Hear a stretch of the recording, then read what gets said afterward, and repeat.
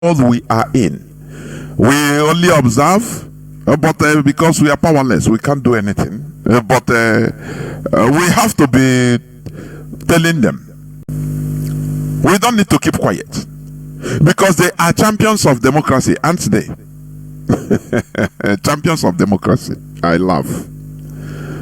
Very pathetic indeed. Let me continue to the press release. IPOB rejects British Greek gifts in the name of partnership. After considering possible outcomes of the recent meeting between the British High Commissioner and the leadership of the Ohaneze Ndigbo worldwide held in Enugu and led by Chief Emmanuel Iwanyanwu, against the backdrop of our history with the British government in Nigeria, we, the global movement and family of the indigenous people of Biafra IPOB, ably led by Mazi Okukano, rejects in its entirety any partnership in business between the British government and Ndigbo of any stripe. It's obvious that the British government considers Ndigbo and all Biafra to be stupid, ignorant, gullible, to have forgotten our history so quickly. We particularly cannot imagine their hypocrisy in the continuous illegal detention of Mazi Nnamdi Kanu and his extraordinary rendition from Kenya to Nigeria that is being swept under the rug while the British government pretends that all is well. We are here to declare to them and the rest of the world that all is not well at all. The British High Commissioner, Dr. Richard Montgomery, recently visited Ohaneze Ndigbo worldwide, promising to partner with Ndigbo in business and development. Meanwhile, the British High Commissioner has not made any notable effort for the unconditional release of Mazi Nnamdi Kanu, a Biafran and British citizen who is illegally detained in violation of the Nigeria court orders in the worst place in the world, the Nigeria DSS dungeon, in solitary confinement.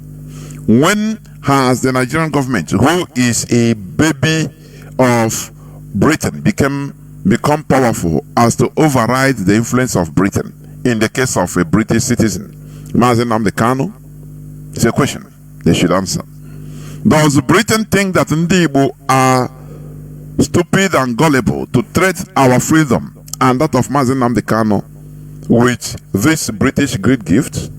Therefore, the indigenous people of Biafra and the entire Biafran nation reject any partnership with the British government and her affiliates until Mazi Nnamdi Kanu is released and Biafra is restored as an independent sovereign nation.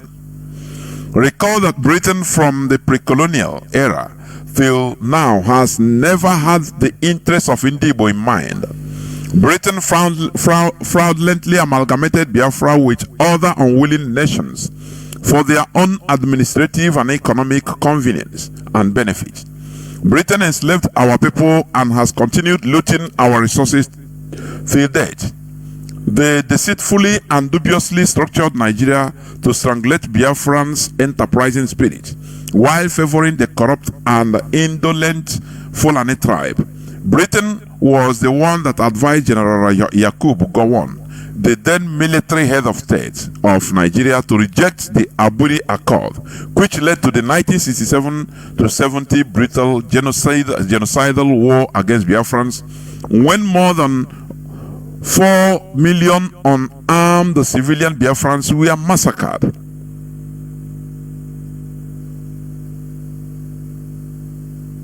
I'll continue. During that unfortunate genocidal war, Britain supplied Nigeria arms and logistics to wipe out Biafrans, particularly Ndigbo, out of the surface of the earth. Britain and Nigeria have never apologized for the genocide against Biafrans, nor have they initiated any policy of inclusion for Ndigbo. Instead, the duo have continued with their policy of political and economic exclusion and marginalization against Biafrans. One we ask, Why is Britain showing interest in Ndi at this perilous time in the political history of Nigeria? Biafrans have consoled ourselves and have decided to confront the decades of colonization impacts such as ethnic rivalries, economic and human rights violations that colonization and amalgamation brought to us. We have decided to remove the yoke of colonization and slavery called Nigeria and to return to our homogeneous state before the fraudulent amalgamation was forced upon us. We have resolved to pursue our political future through legal and peaceful self-determination, as championed by IPOB under the leadership of Mazi Kano. If the British government is sincere in their quest for partnership with Ndi, the following demands should be met. Number 1, they should ensure the unconditional and prompt release of Mazi Kano by using their age in diplomatic relationship with Nigeria. Number 2, Biafrans need British diplomatic support for the restoration of the independent and sovereign state of Biafra through a United Nations supervised referendum. As much as Ndi is not opposed to foreign partnerships, the most important partnership that Ndi need at this time are Mazi Kano's unconditional release and the referendum as enshrined in the United Nations Charter for Human Rights. Anything short of the above mentioned partnership engagement is dead on arrival. Biafrans, particularly in Ndi, are more than capable of developing our own land when we become free from the British amalgamation yoke. We want Britain to know that Ndi are not happy in Nigeria, and to prevent another civil war, they should allow Biafrans to leave Nigeria peacefully. If Britain can exit peacefully from the European Union, why is Britain forcing Nigerians to remain in a bloody and irreconcilable union? What is good for the goose is also good for the gender. Pertinent questions for the British High Commissioner in Nigeria are: Number 1, Dr. Richard Montgomery, are you aware that Mazi Kano, a Biafran British citizen, traveled to Kenya with his British passport? 2, are you aware that he was kidnapped, tortured, and renditioned to Nigeria like a criminal for having different political opinions? 3, are you aware that 2 courts of competent jurisdictions have discharged and acquitted him, yet he is still being held by the Nigerian government in DSS solitary confinement? These are Nigerian courts, for your information. Number 4, are you aware of his deteriorating health conditions inside the DSS dungeon? Number 5, did Britain abandon Mazi Kano because he is demanding for Biafra exit from Nigeria, or because he is a black Igbo man who happened to have British citizenship? Number 6, why is Britain insisting on Nigeria unity even when the amalgamation treaty has expired? Dear British High Commissioner, kindly inform your government that this generation of Biafrans is not ignorant about what we want. We wouldn't allow those who deceived our forefathers to deceive us also. All the predicaments Ndi are facing in Nigeria today emanated from British colonization and continue the duplicity. Therefore, we are warning Ohanese Ndi worldwide to desist from any partnership with the British government until Mazi Kano is released unconditionally and Biafra referendum date is scheduled. The British government has the capability and the diplomatic clout to make the release of Mazi Kano and Biafra referendum possible, but have chosen otherwise. Whether Britain exercises their diplomatic clout on Nigeria or not, Mazi Kano and Biafra will still be free in due time. Neither Ohanese Ndi nor any other Igbo organization is permitted to have any form of partnership with the British government until our request is met. Anyone or group that goes ahead to fraternize with the British government or her affiliates on whatever string gift called the partnership will be considered a traitor and will be treated as such. Comrade Emma Powerful, Media and Publicity Secretary for the Indigenous People of Biafra. That is our press release. Therefore, we must continue. There are many headlines, news headlines, but I will treat them another day. I want to go into the submission, or my today's submission, please. I want to go straight into today's submission. There is a place one news headline, I want to put it. I said, I invoked a spirit in Ogun State during Naira scarcity, or Naira scarcity era, that we would vote and still win. President Chinedu, he said it when he visited, I think, Ogun State. He said he invoked the spirit of Yoruba land. And I love that. Any political, Igbo politician that could have this boldness. Remember, Chinedu is a Muslim. That is why you see, Yoruba, whether you are a Muslim, a Christian, all those things don't matter. What matters is their roots. You understand? Chinedu, the president of Nigeria, said it. He said that he invoked, during the time of crisis, he invoked the spirit in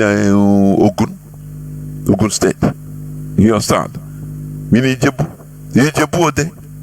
invoked the spirits to fight for him. Peter Bioga, I invoke Amadioha, you know that. I'll quick better near. Can you hear me? I got every church, Biaya Kanishi. Mande Hotana Vision, Mocho, Mande Jukuporona, God called them on telephone to tell them that, we will win. Shame on all of you. I say, shame on all of you for, scamming gullible people. The luck you people have is our people are highly gullible. That is why they follow you people like morons. Chinedu is saying he invoked the spirit, the Yoruba spirit, when in order to win. He didn't say I invoke Allah, the Islamic Allah. No. Or depending a chendi, we must continue. Or depending a chendi, we must continue.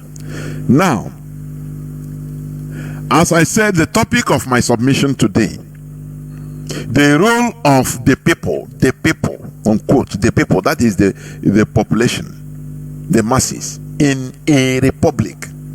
Nigeria, you have in the passport, Nigeria passport, Federal Republic of Nigeria. But people don't understand that is a scam. The highest scam that, with the help of Britain, the Caliphate has done. How can you call Federal Republic where Sharia, there is Hizbah police in the north? Sharia is being used as a code of law, constitutional law in parts of the north. I think few days back, they stoned one butcher in, I think, either Sokoto or Zamfara for blasphemy in a republic. Really, if you see any person that's called himself an intellectual, a Nigerian intellectual,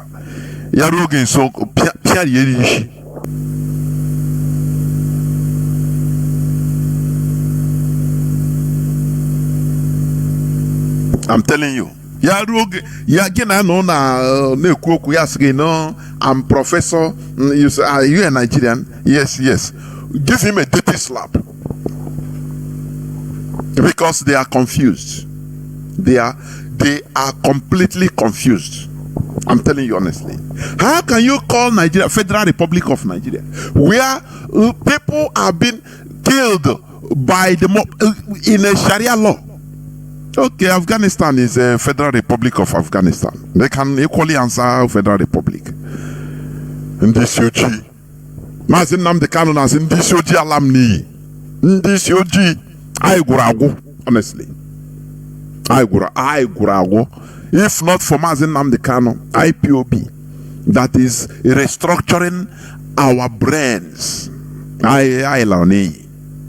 That's why we don't have electricity. When you have visa to travel to Italy, to Germany, you go Egatoro Jesus Mama. When you are traveling, whereas a German citizen with German passport will simply come to, if he need visa, he just he can even call and they bring him visa in his apartment, begging him. Whereas if you get the visa to Germany, you start jumping up. Why? Because you are lower than them. do you understand? That is it. You are lower than them. Here we don't massage words. That is the reality. If you are annoyed, go and repair your brains so that we can be able to build a viable civilization. That is what we are talking here and nothing more. We cannot be praising ourselves. Black is beautiful, but we are the wretched of the world. When you have American visa, you start giving testimony in the church because you are lower. Lower. Whereas an American citizen, you beg him to come and collect visa, Nigeria visa. You'll be begging the person, an American citizen. What is the difference? You are lower than them. That is a factual. You are lower. So the role of the people in a republic, that is the subject matter, the topic of my discussion today. Now, for your information, we first of all define a republic. A republic is a state in which political power, or that is supreme power, rests with the people, that is with the public, and their elected representatives, in contrast with a monarchy. The key words there is supreme power, that is political power, rests with the public, with the people. How? Through their elected representatives. A remark, underline all those keywords. Our key phrases. I'm coming. Modern republics are founded on the idea that sovereignty rests with the people. Sovereignty rests with the people. Supreme power rests with the people, not with a few politicians. No. Do you understand? Are you understanding me? The people. When you have power, you don't know how to use it. It is useless, absolutely useless. It's useless to you. You have for example, AK-47. You don't know how to charge it. You don't know how to couple it. You don't know how to charge bullets. You don't know what is of no use to you. It's of no need. That is the same way Nigerians are. A population of 200 and something million are there. Very powerful population, but they don't understand the power they have. When you ask them, go to the streets and ask street talks like that. Ask people, how do you see the government? Wow, government, they're not good. Anything they do, we follow them now. Government, now wow, they put us into suffering. Government. Now, if government agree now, they don't understand the meaning of government. Nigerians think that government is different from the people. They thought that government acts independently from the people.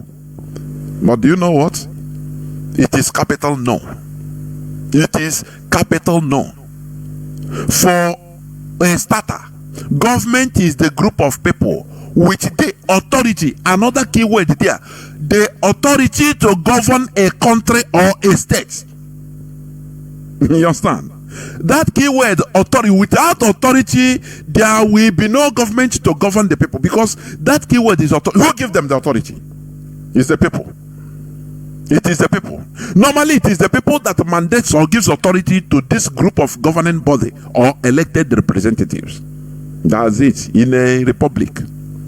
But lo and behold, Nigerians don't know, because they are ignorant. They are ignorant. There are many things that are causing it. The devil is in the details, please. There are many things that promotes their ignorance in the Nigerian setting, and that is why they become powerless. The people become powerless. Less than 0.5% called politicians are in control, looting, acting with impunity against 200 and something million people. Last time during the changing of money saga, you see money being loaded in containers, old currency that have turned into sand, destroyed by termites. It became manure.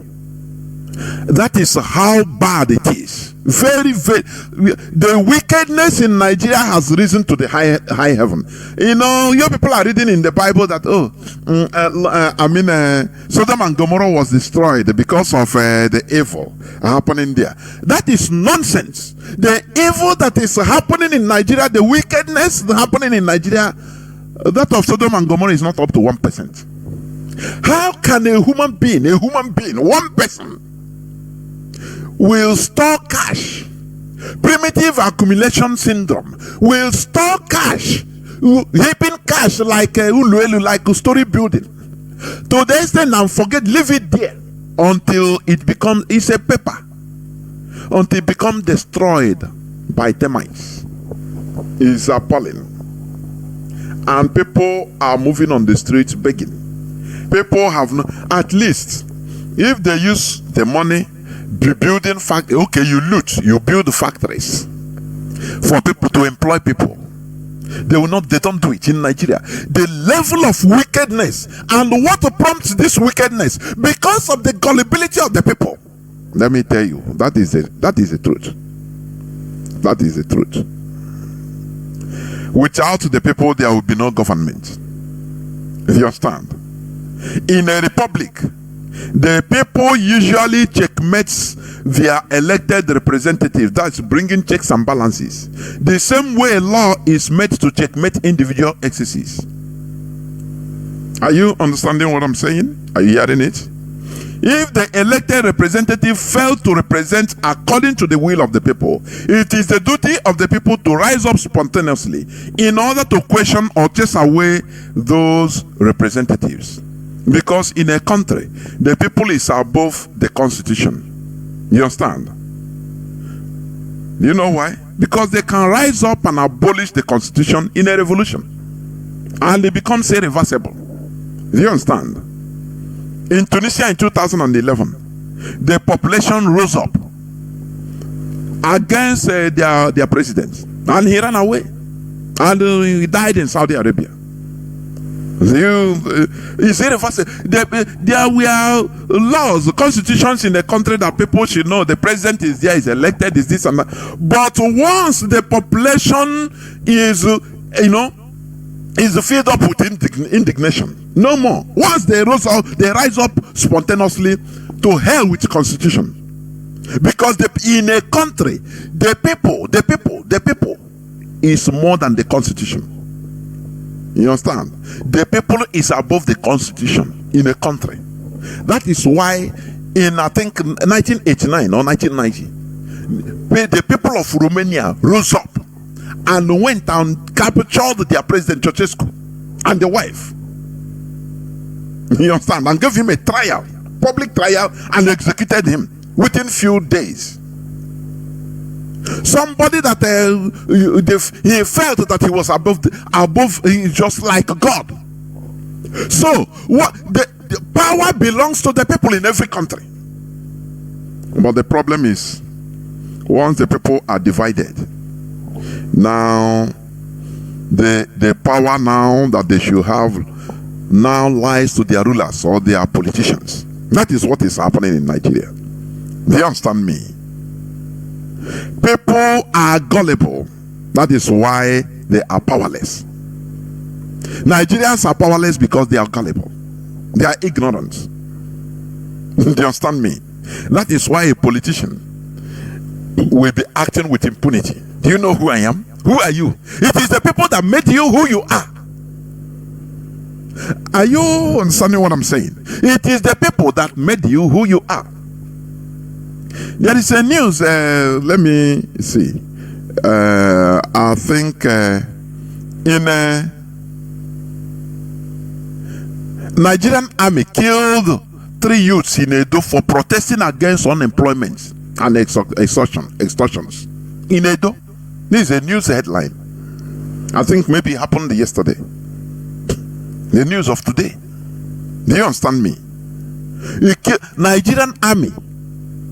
They killed 3 youths in Edo, shot at point blank range, and nothing is happening because the people don't understand their power, because they have been divided and separated through tribalism, everything you can think of.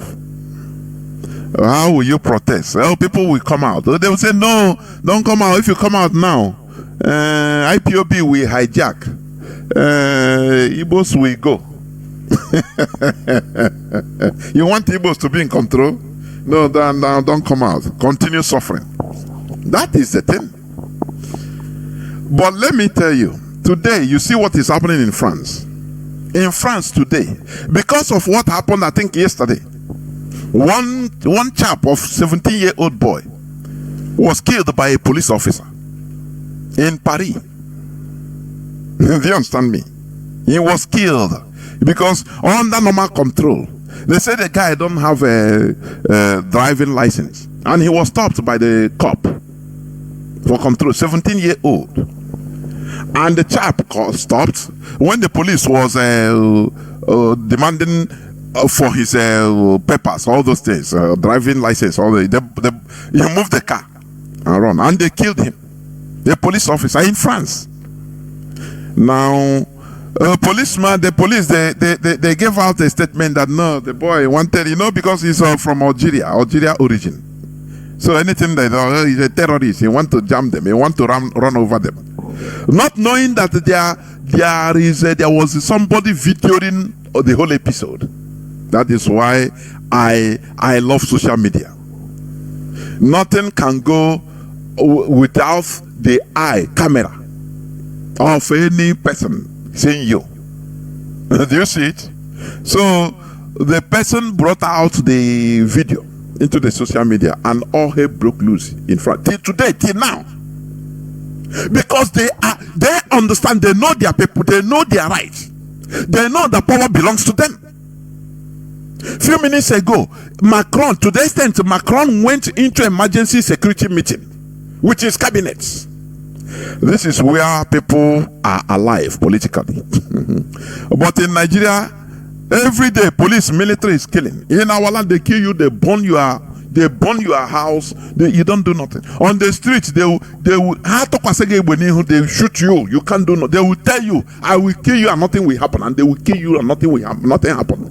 Because you have a people, a gullible people, very weak people. Are you hearing what I'm saying? The amount of destruction in France since yesterday or 2 days ago till today, it is enormous. They burnt police offices. You understand? They burnt even mayor's offices. They burnt different cars, everything. They are on the rampage. As I'm talking to you, I think they impose a curfew in some places, because they understand. Today, even Macron have spoken, I think yesterday, but he didn't appease the public. When they interviewed, I see they interviewed the people on the street.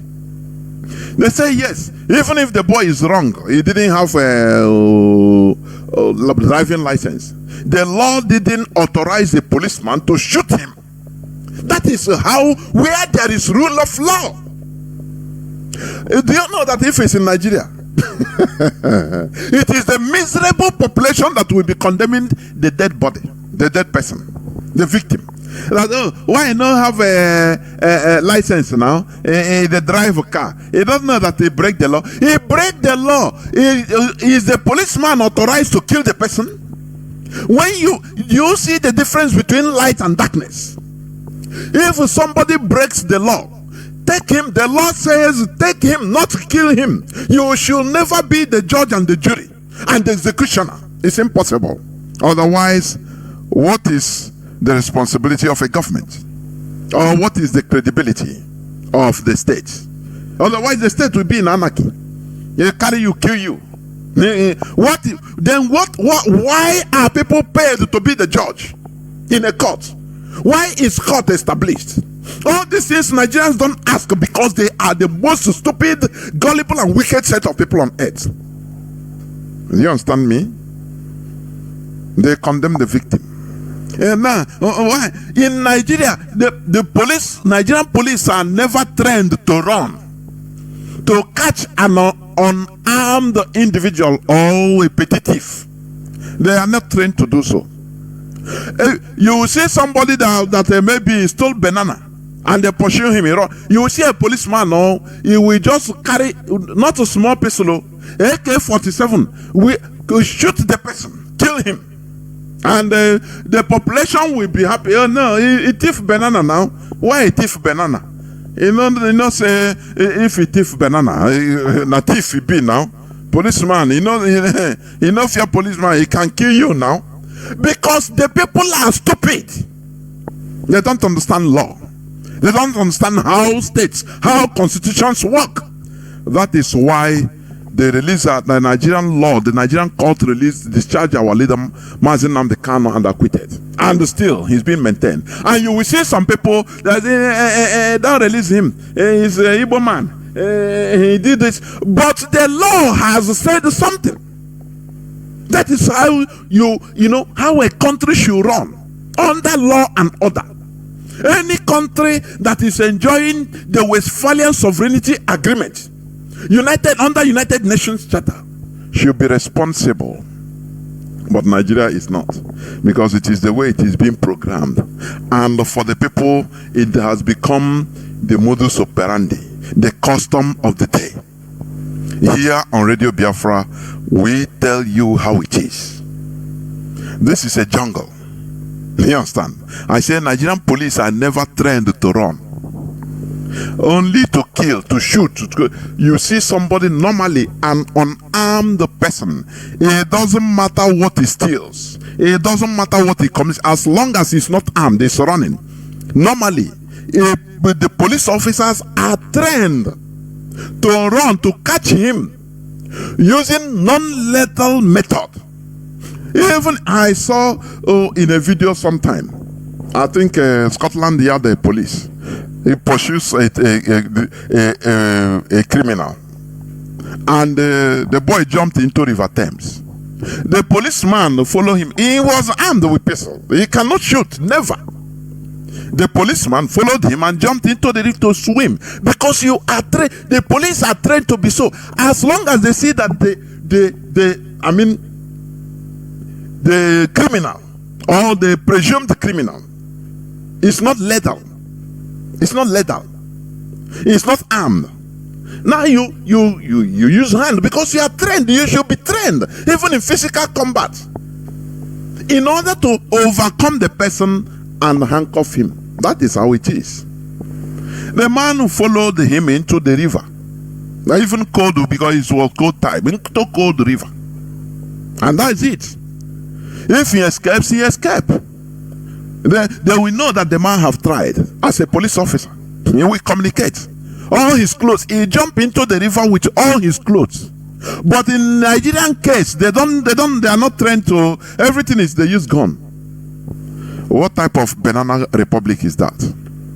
Remember, I'm talking about the role of the people in a republic. You understand? Now,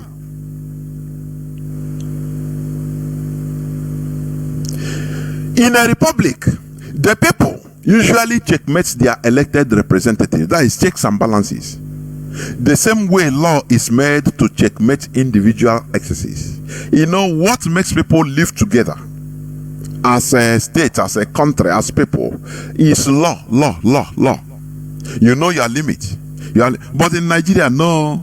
Do what you, as long as you know somebody in the hierarchy, in the police, in the military. Everybody is behaving as he wants. That's why, like in Biafra land, you see every morning people will carry megaphone, come and be disturbing your sleep in the name of preaching to you. Do you see it?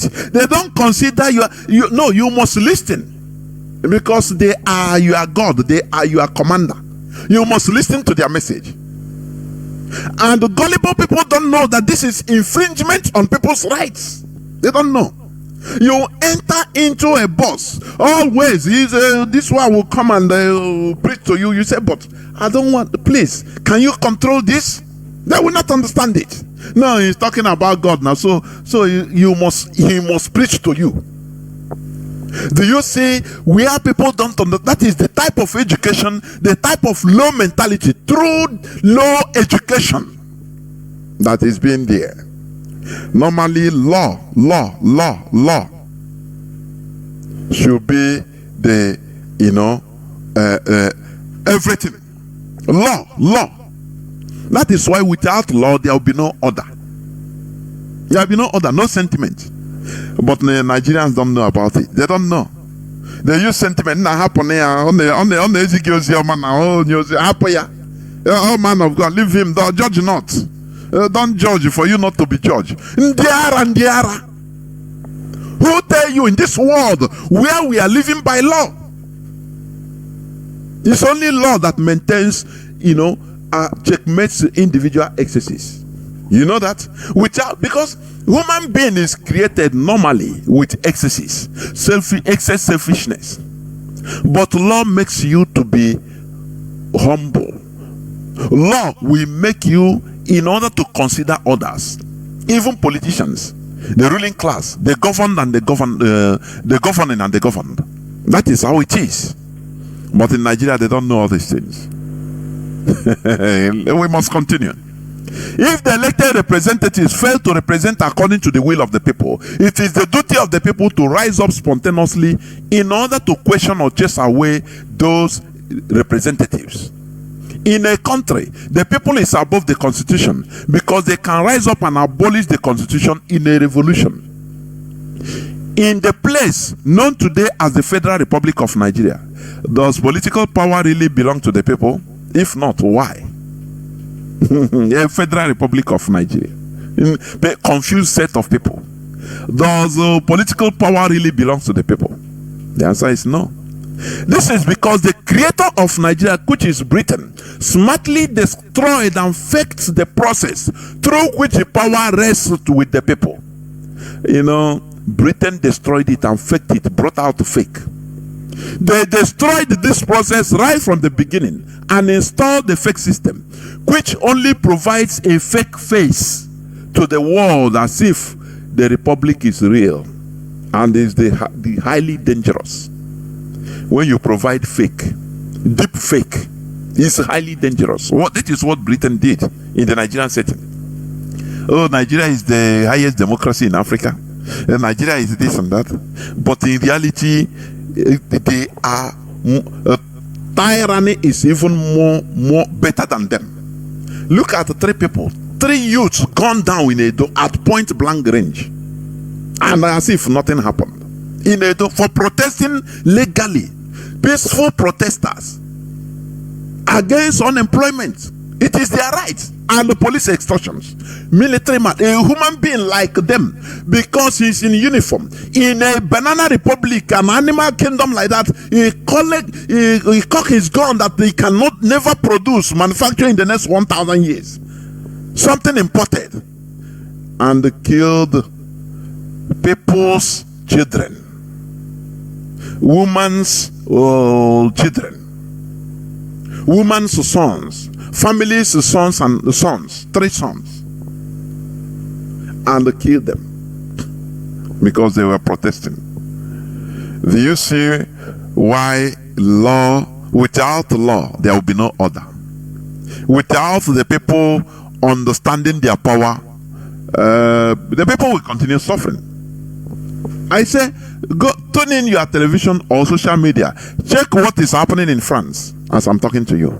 There is a curfew in some places because the thing is spreading like wildfire to many cities. Why should a policeman kill a civilian? Even if he's a criminal, he committed crime, there is a rule of law.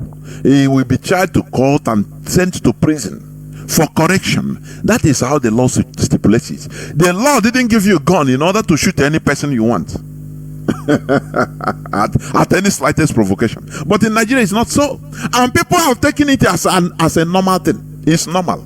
Now, why the guy now? You will see people that will be blaming those protesters. Now, they don't know, say, the military, they know they tolerate now. Why they come out on the street to protest now? Now, them cause them now. This is is annoying. The same people that will be victim tomorrow, he is the person that will be, demonizing the victim. Very, very sad indeed. Very, very sad. You understand? But in a country like France, it can happen because the people are alive and kicking. The people are alive and kicking. So there is no. If Macron talks rubbish, all of them will come out on the street and pursue him. Remember French revolutions. Are you hearing me? I talked about one of the phases of French revolutions last Saturday. They took power from their monarchs and destroyed their monarchy till today. France become a republic until today. So any slightest thing, the people will warn the politicians that we are watching. Do not take us for granted, otherwise we come out and kill all of you, because they are in the high majority. The people are kingmakers. But in Nigeria, they have relegated everybody to be slaves. And the worst part of it is that if a victim or a victim of the system, of the evil, the wickedness of the system by the ruling class, it is still these slaves, many of them, that will be even demonizing and blaming the victim like them.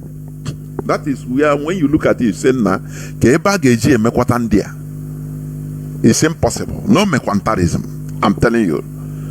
The only thing is that is why we are laying this foundation for another mentality.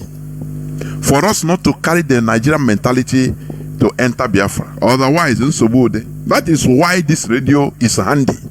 In order to de-Nigerianize us, de-Nigerianize our brains, to make us start reasoning in another way. That is the reality. Britain faked that system, the process, the procedure that puts power to the hands of the people in Nigeria. Britain destroyed it and brought out the fake. Do you understand me?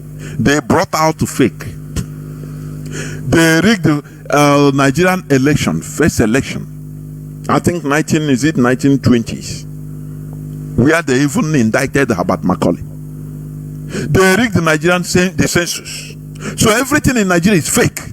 That is why I have problems with people that are trying to every time how Nigeria will be better. Let us do this. Nigeria will be good. There is nothing you can do, because Nigeria is founded on a wrong footing, on a faulty foundation. So how can you make it better? Are you going to go back and say, no, what Britain did in 1956 is not good? It's not, now is declared fake. Now the population of South is more bigger than the North. Is that what you are going to start it here? Come on, let us be serious. So Britain destroyed that process that will put power into the hands of people. Now they brought out fake. But what is happening in Nigeria is more than tyranny. Now, the politicians in a so-called republic become tyrants. No checkmating.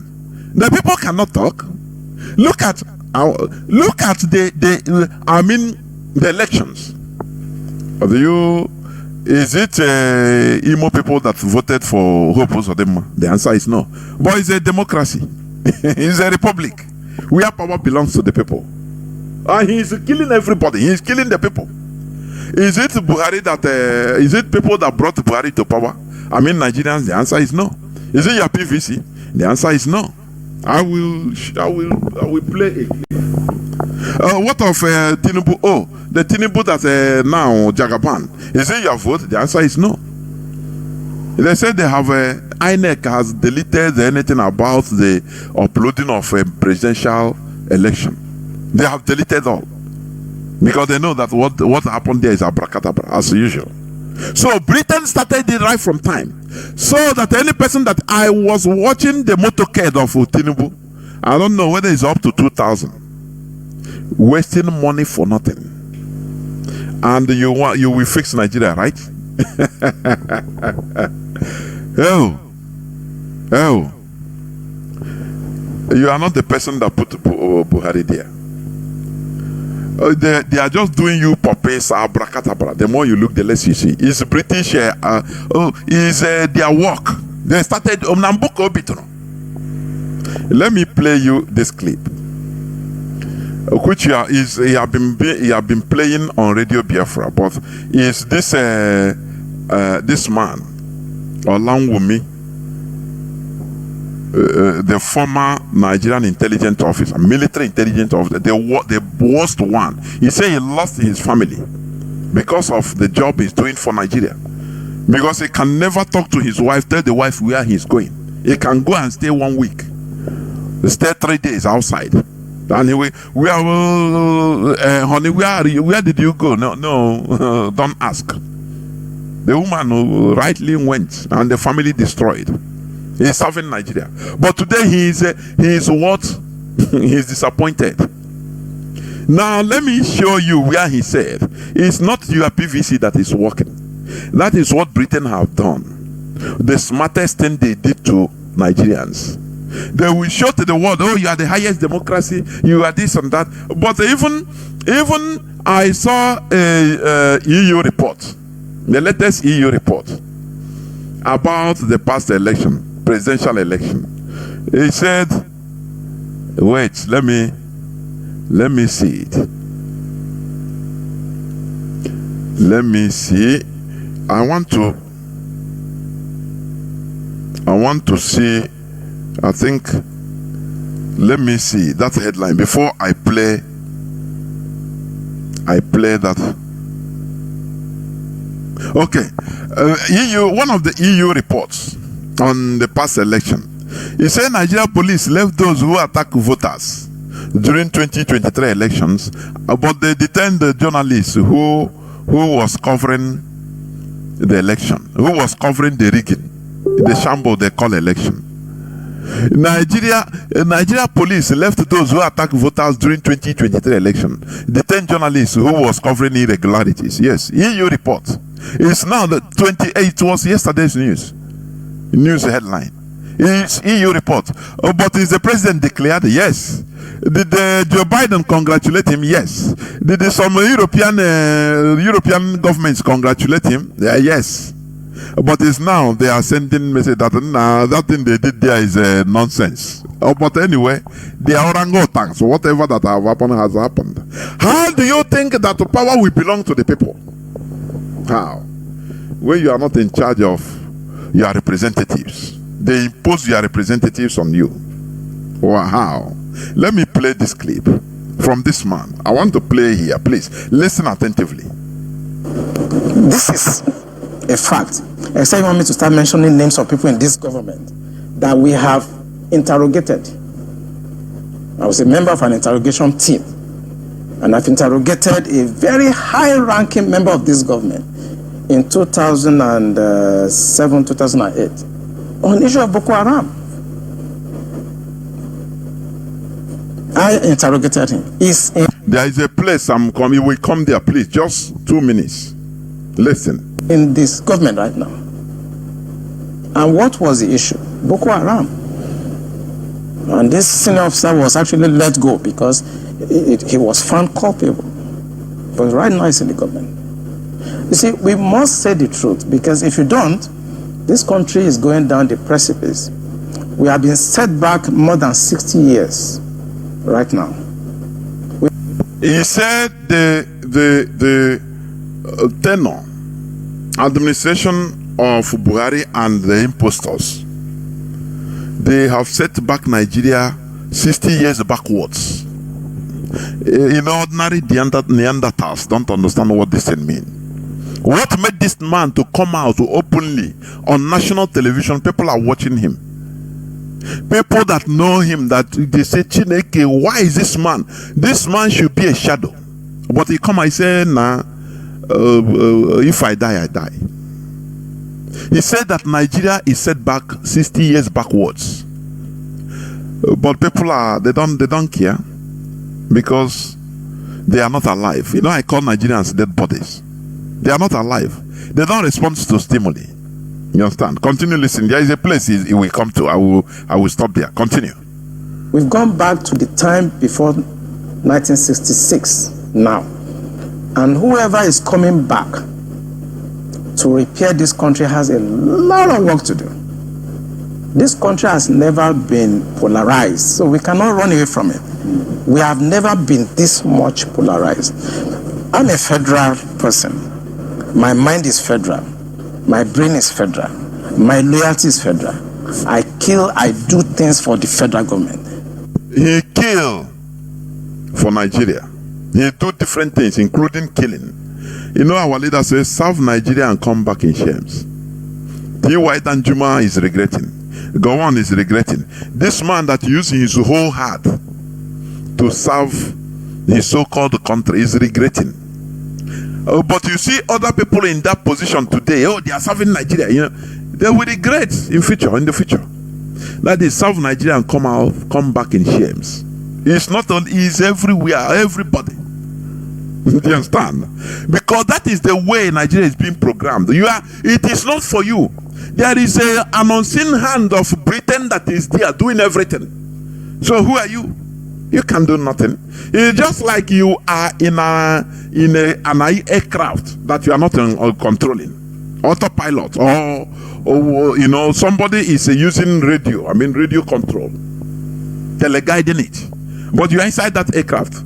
You are useless there. You can't do nothing. The person that is outside somebody is controlling it out from outside.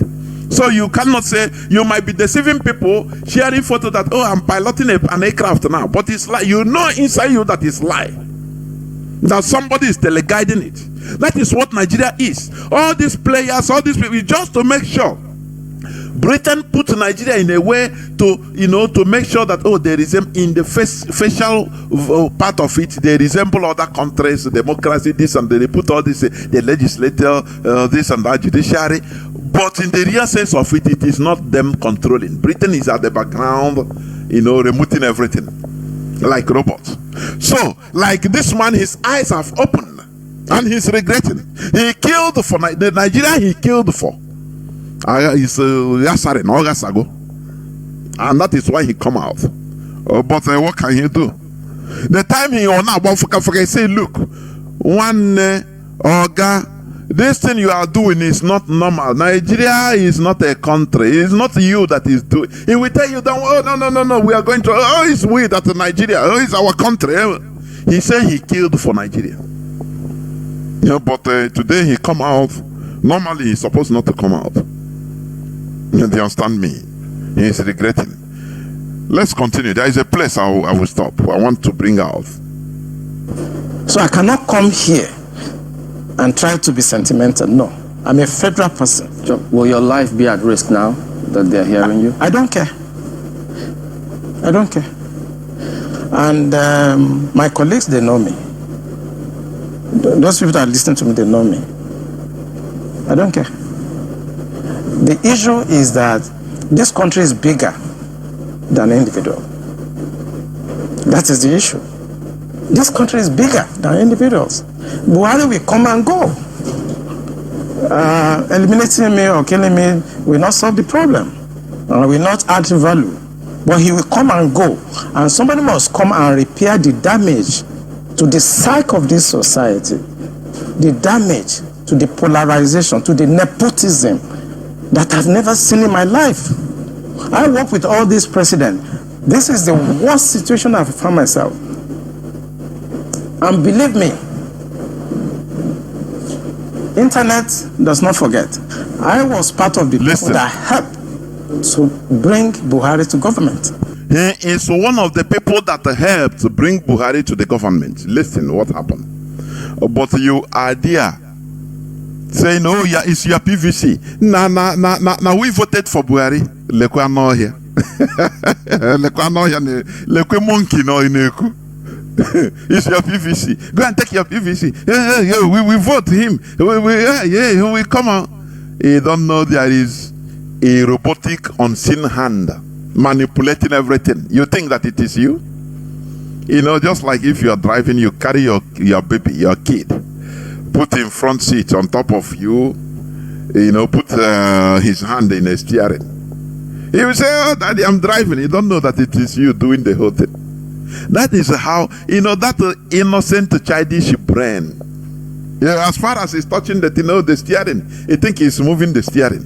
He think that is driving. That is exactly the way Britain has positioned everybody in Nigeria.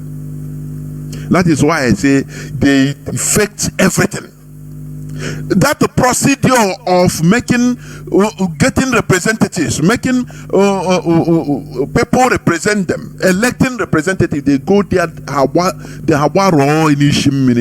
affect it, spoil, destroyed it, and affect it. For you think you are the person doing the thing. You don't know that there is an unseen hand that is controlling everything to their like, to their taste, including this man. Listen to what he's saying.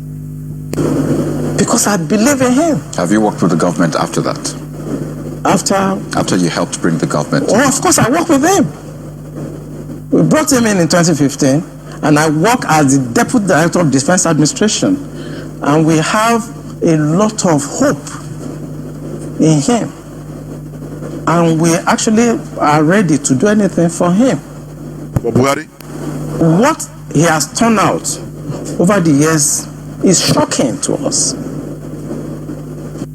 Do you know what he had? You know, in this OG, they are very stupid. It doesn't matter whether the person is, you know, an intellectual, have a bag of 7 PhD. In this OG, there is a way they reason. Something will happen, continue happening. You know, they read it, they see it, they will not think and say, "No, there is, what is the cause of this thing?" They will think that, no, don't worry, I will change it now, don't worry. They will not study the cause of this thing. You understand me? He thought that he's going to bring Buhari and everything. He don't know that, you know, there are unseen hands that are ordering Buhari what to do. Any government what to do. Any Nigerian politicians. Britain is ordering them from the shadows what to do. That is it. As Tinubu has gone, as a president, he went to France. He didn't even come out to talk because he was sick. He was sick. Do you think that it's you that voted for Tinubu? Britain, America, the West, they put him there for their own purposes. That is why Joe Biden reiterated several times that he's going to work with Chinedu. I'm going to work with Chinedu because they have gotten what they want. They have gotten their deal. They have gotten their deals. After all, included in their deals is your organs are for them. They have sold your organs. You don't know. In Nigeria, Niger, they will bring importation of food, everything in the supermarkets. You are going to buy. You don't know that you are buying poison in Nigeria. You don't know because you are not here. You don't know. Oh, you are Niger. You are Niger. Agakwana ga kọrọ ubi ihe igotere na ihe kọtara n'ubi the best food, the most healthy food, because ihe niile a na-eri ma magio ma this and that ihe ọṅụṅụ a na-etinyecha ya so that ị ga na-enwe kidney problem. Na ghọta ị ga na-enwe kidney problem so that ị ga-aga ụlọ ọgwụ eme gị ọpụrụ before ị na-eme ewepụgo gị your kidney, wepụ your liver, declare gị dead. Ị won't pay because you are stupid. A people that is stupid and gullible, you will continue dying like flies. But IPOB, we have chosen another path. That's it. Continue listening how they brought Buhari, please. That is where I want to go. Listen. I was in Harvard in 2014 in December. when the Department of State Services and CIA and others were contemplating about Buhari and other aspirants. I know what we did to convince the American government that the only person that can come and put this country right is Buhari. That was before the Lagos, APC, before they chose with them. Right. And that was how Tinubu came in. That was how Tinubu came in, even to be a governor. Do you know that? The man made the revelations, but due to your dead body, you don't know, you don't listen. He said this is how Tinubu came in, from governorship to become a governor. The foreign hands, the foreign American government, the CIA, they put him, they say, okay, we are go and run for governorship. We are going to support you. You will be there. But look, we make you after you become the president. Do you think, how does our leader know? In 2015. He said, this is how Tinubu came. So, you that is shouting, we are going to vote for president. You are going to, you are, as a Nigerian, you are useless. Honestly, you are useless. There is another unseen hand. How do you think that in a so-called republic, another foreign government is contemplating on who to choose for you? But you, as an idiot, you think that it is you that is voting them in. Have you had this thing in any other country before? But in Nigeria, they will tell you everything, but you cannot react now. You cannot react because you are as useless as Ameba. That is how useless. Even Ameba is more useful than you. You understand? There is nothing you can do. You believe in the abracadabra of Britain. Oh, yeah, PVC. All these things is a means of collecting money, looting more money, and giving some to Britain because they are printing it. They have companies that are printing all these things. But the real power, the real kingmakers is Britain, is America. Can you ever hear in the history of any country that, it is the foreigners that America that selected their president and they brought it out for you? He said the CIA, American State Department, was contemplating on you who will be your president. You are in Nigeria speaking long grammar as a primate. You are. How you are going to vote for your PVC is your power in a republic. It makes me sad, honestly. It makes me very sad. And you'll be looking for your problems. Nah, what the problem in Nigeria? Where will it stop? Because the people has no power. Those that are controlling you are outsiders. Are they living with you? Are Americans living with you in Nigeria? So what concerns them whether you have electricity or not? It is you that is suffering it. Unless you rise up as a people in order to stop all this nonsense in a revolution, it will never stop. You will continue dying like useless lower animals you are. You continue dying miserable deaths, suffering and dying. Because foreigners are selecting your government, your presidents and governors and everything. In a republic, what pains me, in a republic, that is where I am highly pained. And you have professors, you have intellectuals that claim they know this and that. They read, the man saying he was in Harvard, Kwame and I was in Harvard. Akaprayaka. Monkey Nagana Harvard. You are in America. You, as a Nigerian, you don't know that you are lower than monkey. Otherwise, you will be asking questions. What is happening in my country? So called. That is why IPOB, we have chosen our path in order to separate ourselves from this nonsense, this robotic rubbish. You are calling republic. Federal, you carry passport, they write Federal Republic of Nigeria. That is why when they see you, You know, now there is social media is showing everything, bearing everything.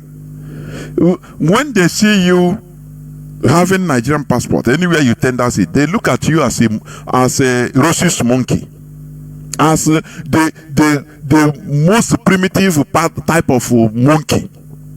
They will say, but this person, is written Federal Republic. But we are seeing what is happening in the social media. Police will kill people on the street with impunity. People don't come out. You know, in Edo State, 3 boys were being shot to death. Nothing happened. It becomes a part of the news. And nothing happened. But you are having a passport that wrote the Republic. Do you see where, you know, how trying imitation is very dangerous? You understand? Fake. It's better we develop in our own organic ways. Do you understand me? If power really rests in the hands of the Nigerian people, how come that the Nigerian intelligence officer had to convince the American government that Buhari should become the president?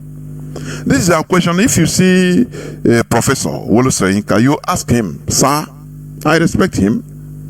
Remember, Wole Soyinka was put in jail by Gowon from, I think, 1968 or 67 to 70 because of Biafra. For your information, that is why I don't insult him anyhow, because he tried to speak for Biafra. Wole Soyinka, you are seeing, it's a fact, it's a historical fact. He served throughout the war. He served it in Lagos jail, I think Kirikiri.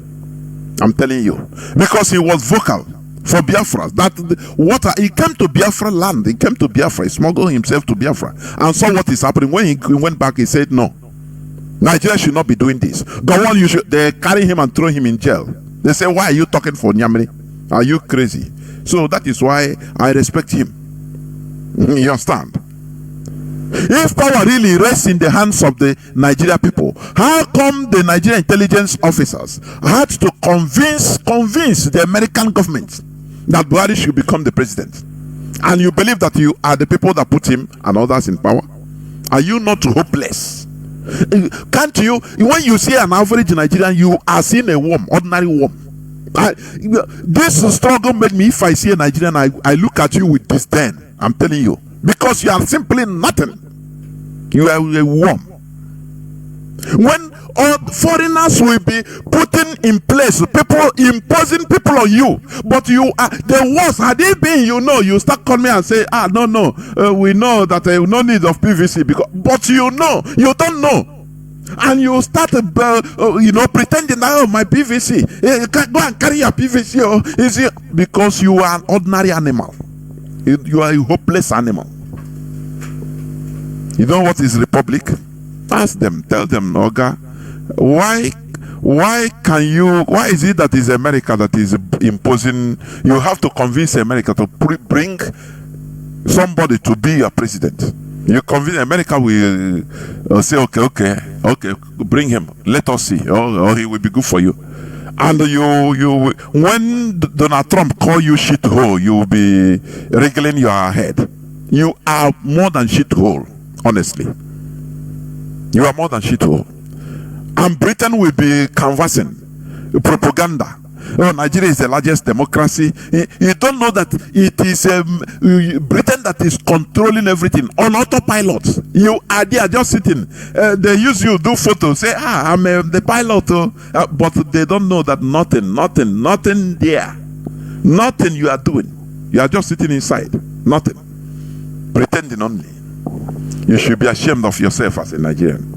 This man revealed it. Let me replay it just 1 second before I continue. Okay, just listen.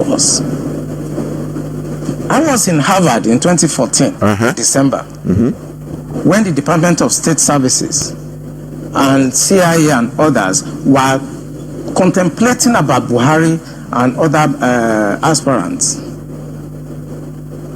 I know what we did to convince the American government that the only person that can come and put this country right is Buhari. That was before the election. So they have to convince the American government, somebody that will come and you be your president, that you, oh, it's we that vote him in. I want you to think. As a, this brain you are carrying is not for fancy, please. It's not for fancy, it's for thinking. Reason. They have to convince the American government that, oh, this person should be our president. So please take him. Then we go now and say, are you going to be, can you do that? Can you provide our interest? You say, oh God, me, I do anything. They say, okay, don't worry. They will tell them, oh yeah, go, we have heard. Oh yeah. They will invite Buhari. And they will write in Vanguard, Buhari lives for consultations in America. Hey, now you see, our candidate, even he has gone to America. He don't know that you are an idiot. They will interview him.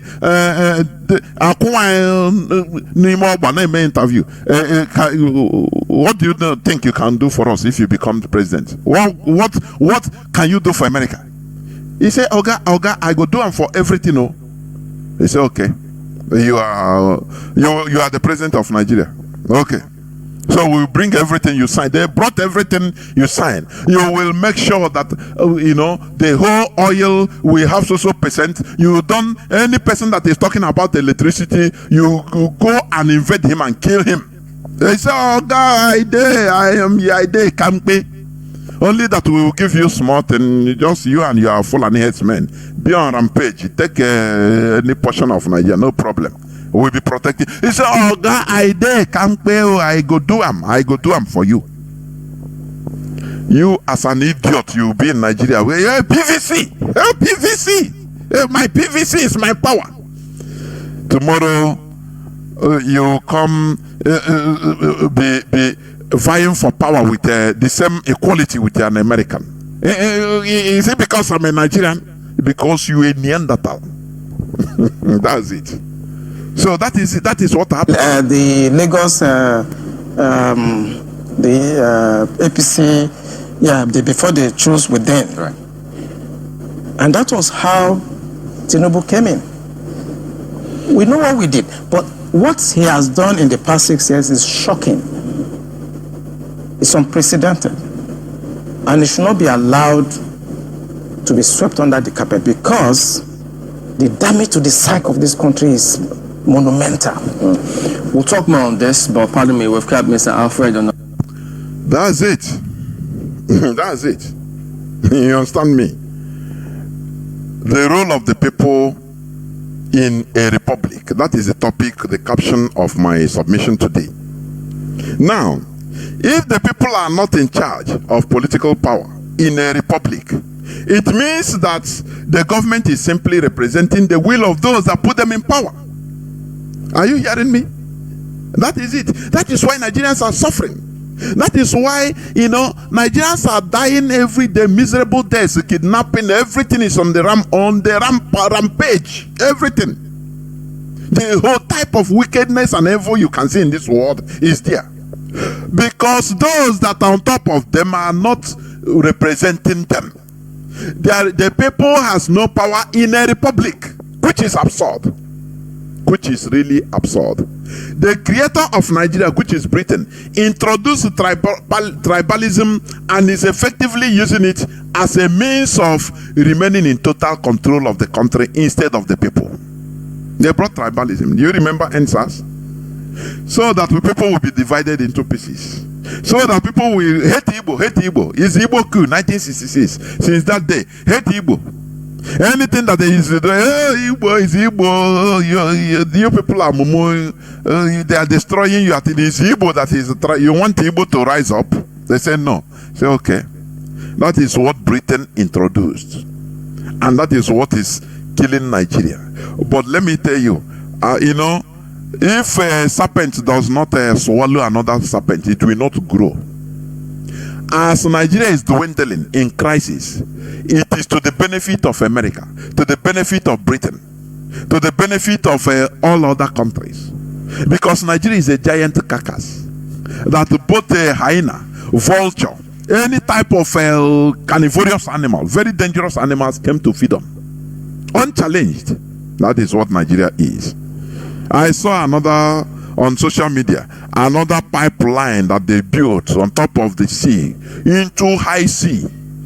And government said they don't know about this thing, that only government can do it. This is what Britain, America, Germany, this is what they are getting. And that is why they will clamor. They will clap for you. Oh, you're a democracy. You are the largest democracy in the world. But what baffles me is Nigerians doesn't have sense. You people don't have sense. Can't you rally around and say, no, there is problem in this country. There is a fundamental problem. Let us resolve it. No. As long as somebody is gaining from it. In this shoji, will they act? The answer is no. And people are suffering. People are suffering. It's very sad. You understand me? Very, very sad. If the people are not in charge of political power in a republic, it means that the government is simply representing the will of those that put them in power. The creator of Nigeria, which is Britain, introduced tribalism and is effectively using it as a means of remaining in total control of the country instead of the people. Because whenever this tribalism, whenever any change you want to come, they will activate that extreme tribalism. Oh, it's Igbos that want to take over. They want to take over. They don't want to. Britain, they are through their caliphate. They will activate it. Oh, now people that are fighting for one cause, they will now separate, divide, and everything will. They will fall back to the status quo. They did it on NSAS, and you see, Bola Tinubu. Do you remember when Catherine Lang, the then British, that shot engine, that witch, Catherine Lang visited at the middle of NSAS. Catherine Lang visited Bola Ahmed Tinubu in his home. The following day, military were sent in order to slaughter people in Lekki, and this tribalism started, and the thing started going down. The work of Britain. And they rewarded the Tinubu because they went to remind him that, look, do you remember that you are the next president of Nigeria, as we have agreed? Say yes. Say, what are you waiting to kill these people? Who will talk for them? Use your might as a Jagaban in order to destroy everything, and we are here for you. Because we will not allow our interests to go by like that, for people to take power in this republic. It is a fake, and we want it to remain fake. Immediately, Bola went into work. He activated his social media bloggers to inject virus into the people. Oh, it is Igbos destroying the properties in Lagos, or Yoruba properties. So why this and that? Now things started going down. He invited military and started slaughtering everybody. And today he is the president. And you see people that are clapping for him because he's for their own. He's from their tribe. It's very sad indeed. And America applauded him.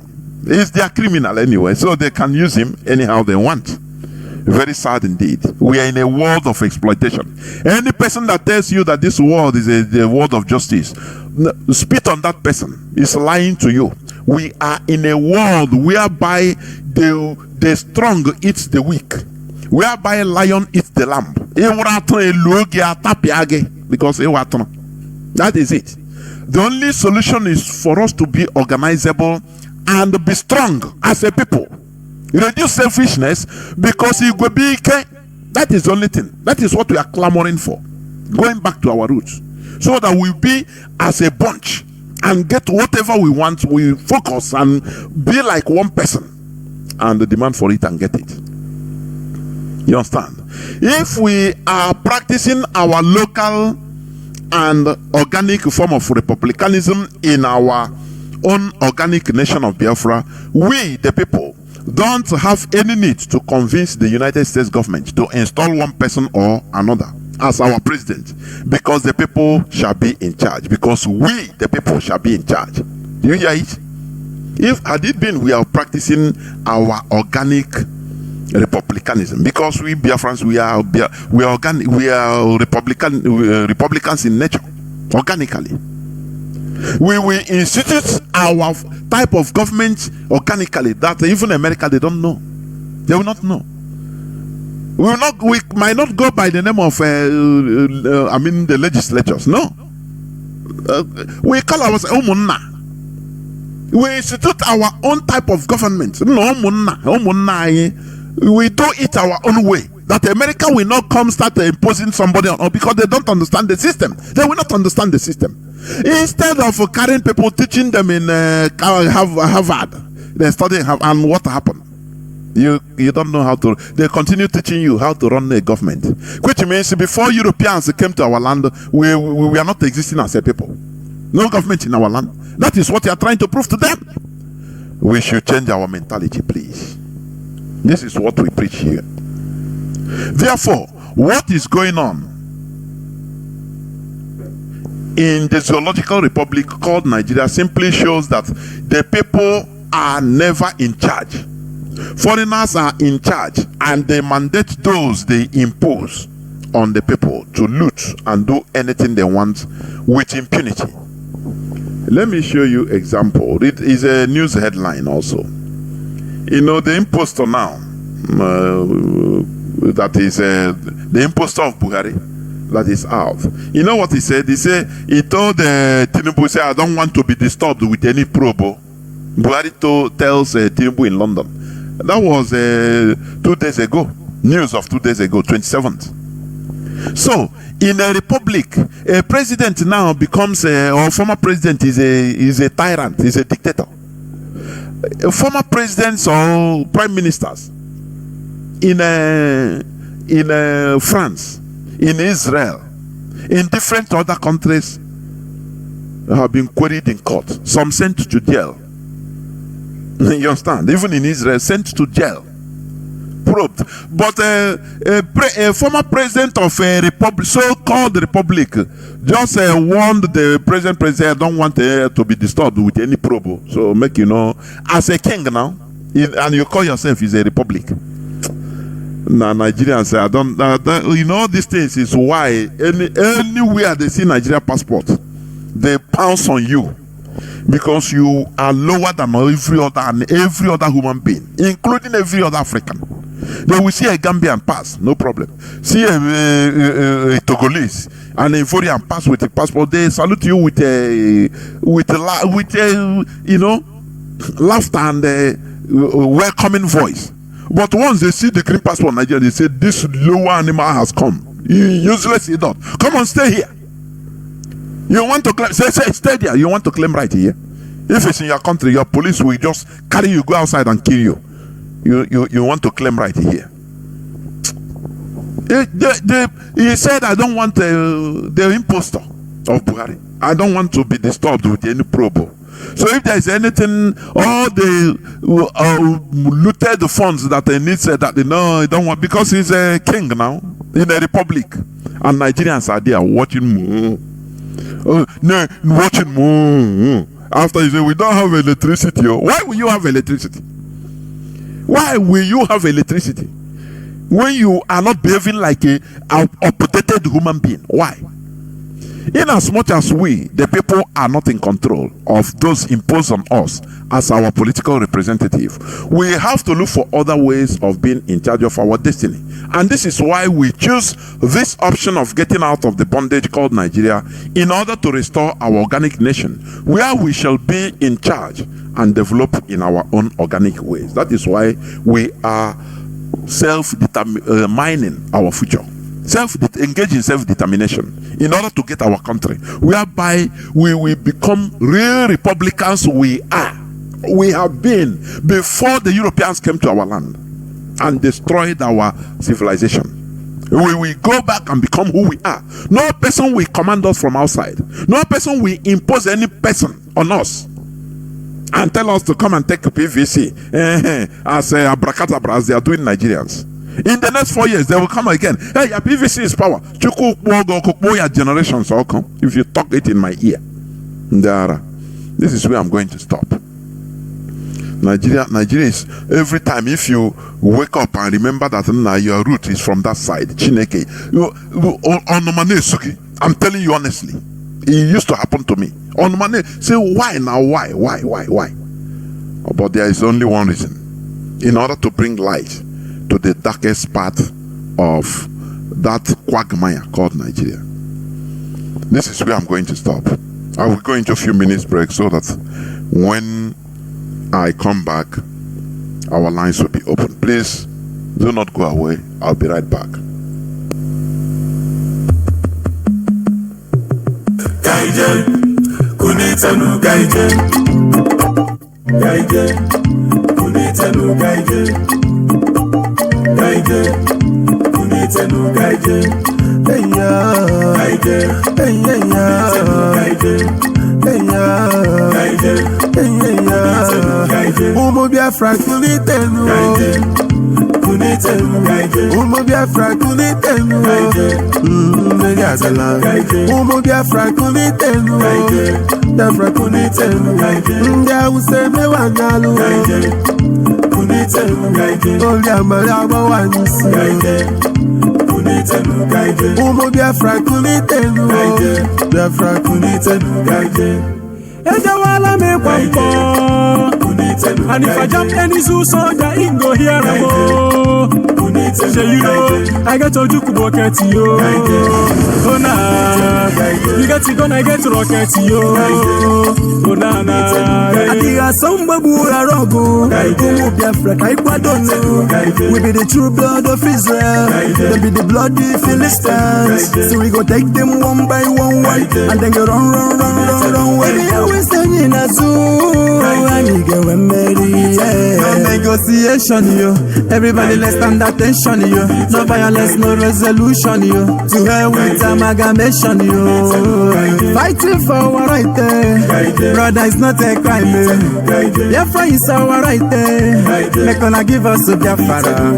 We are Biafrans, lovers of freedom. We a nation, no contemplation. Pull the trigger, shoot down the warplane. Shake that, give me the Tigers machine gun. No more Nigeria, no more zoo soldier for my area. Okereke, at the best fire way I be okereke. The lock up and they carry, they feel like okereke. Anything I made, they go want stop us okereke. We don't want negotiation, we want tabakeleke. Shekeleke, obikeleke. Oh, we want to square up, usakeleke. No castigation, the our nation. My people let us go. Apagoji, I come back again. Original Biafra me I come. See me a blessing land me I want. Babylon, them I wanna push under. Almighty Jah, yeah children them I cry. Plenty men every day them I die. A wicked nation, them I know they try. I get a gospel, me I know they lie. Egala isokondi bokaite. Ibibio ikwerebu mu Biafra. Anang ijopuku muchukwa yama. Traffic Ogota come together. Yeah, I got pay a nail one day I walk and whining. You when they were men, my God, the people are crying. Kajinume, Odo gonna move strong men should stand, man, no ni mekuje. Urobo Isoko Igala Yana one day Idoma. We ain't scared of war. I got Kopahana Koma, no ha ho ha. We are coming for our rights, that's why we the fight. As a real Biafra, Nepunya Mebe, Tabakala Shini, Yapela Bay, and Tempa, Diligu, the Wahati Diligu, Sana Pasai, one get you, boom, boom, boom, boom, Kona Dazi, run, Kavana Bazi, time for peace no more. This is time for war. See, and this when Gimo, Omo Biafra, make we the go, so they bazo, make we the go, say Nigeria, make the la hill. I know you loyal, let's go. All your mask get set, let's go. The number, Ununano, all we need now, both of you. Liver, very soon, when the Haga no dia, Oka Vum, Hagamana Yeka, and a Washington, I hear Sula, when we had to call on Debo Nandia was a Bonda shade, it's in Wellawire, Quaria and one is in Wellawire, on the woman who went on the Mere, when Gebu, one them gave oh, Yaga, can't follow this all the public. Me a Rasta man a compact, Hebelebe, I was planning when we turn the microphone, no one will be annulled. Me tell them I said, tell them. Man no pause when me man a kill people. In a big to where me one get to AIJ. Kanganu. My body done the hot yo. As if we win we move. If you put her a shoot aside yo. Mga bagi Mga do kwagi chon. Cause I'm a full breath from me man. Shh. silence. Welcome Biafra, there's a new land. Where the haters at? Tell me, I shoot them down. Never fire the king, cause we're the lions. Sitting in the jungle, yeah, we'll rule. Every time we step into the spotlight, we kill. Biafra, king of the world, yeah, the king suspect. Alright, now you know what we here for. We used to want peace, but now we want war. I was stopping and if I will kill them. I will kill them. Huh? Moge be digga for your barrier. Do for death, man, no be dog and near boom boom. Everywhere my brother can't stop. Bang bang anywhere and the killing can't stop. This is a final warning to you all. And as for those who are holding our leader Mazi releasing now or Somalia will be a paradise to Nigeria.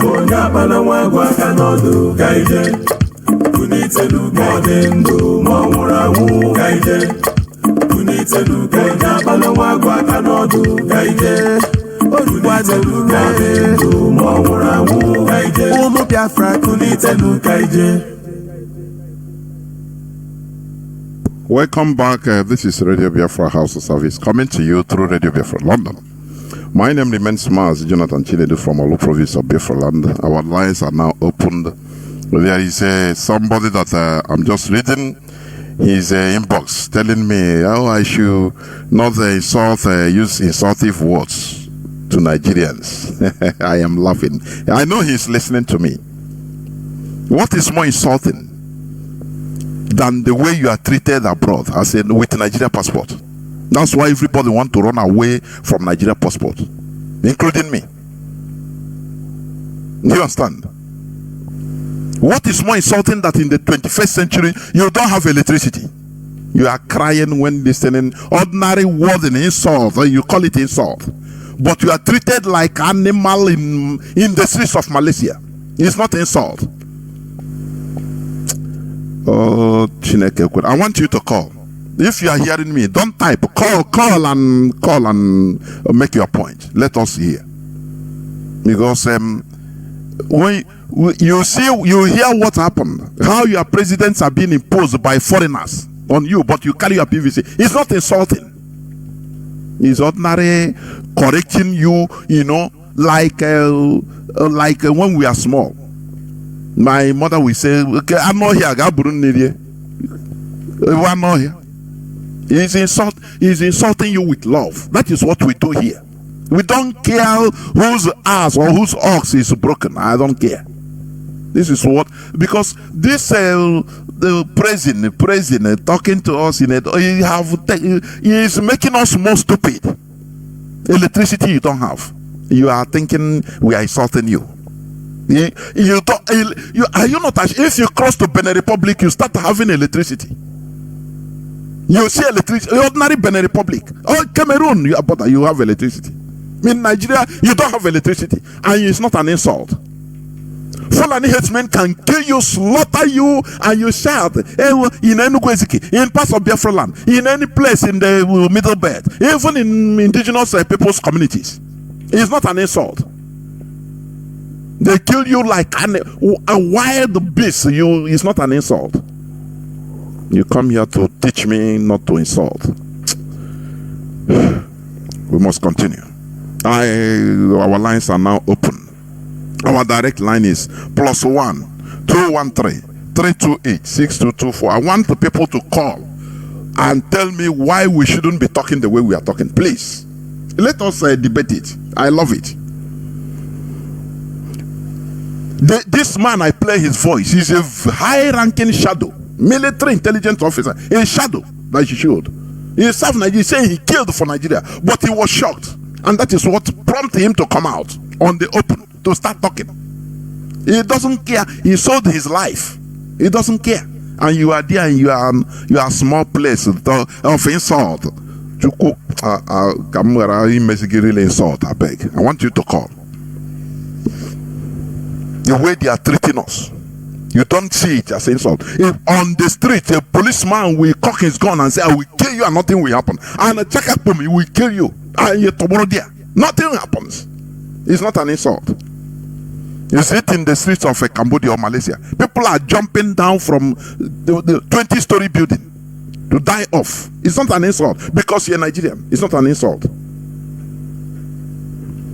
Our direct line is +1 213 328 6224. Our WhatsApp and signal line is +61 405 142 547 +61 405 142 547. I repeat, WhatsApp and signal line +61 405 142 547. You call, please. You are insulted.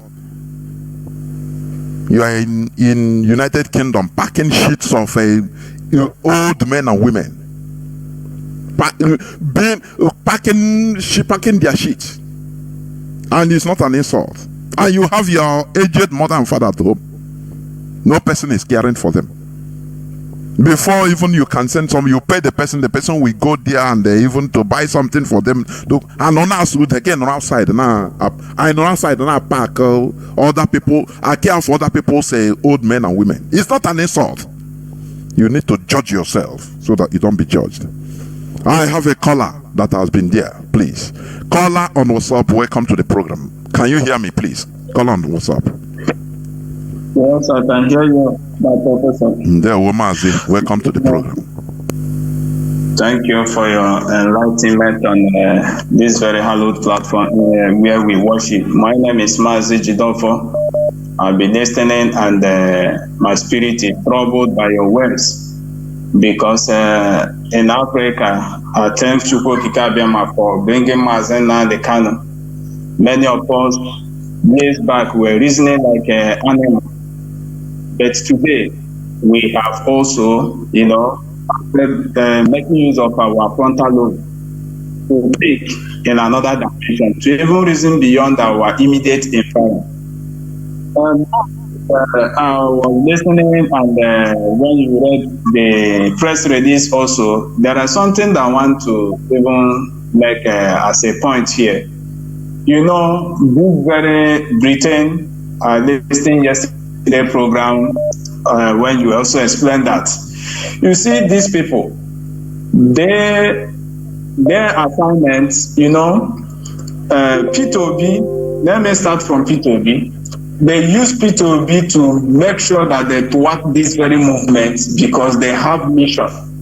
And the whole world is looking up to them. And immediately their worst mistake is that Queen Elizabeth has kicked the bucket, and this Russia and Ukraine has been in existence before the Queen Elizabeth kicked the bucket. And Britain are looking for a safer place where they can continue to hold their economy, because the only country that is holding a Britain economy is Nigeria. Out of the whole country they colonized, only Nigeria is the country that is upholding their economy. As if when you talk about country economy.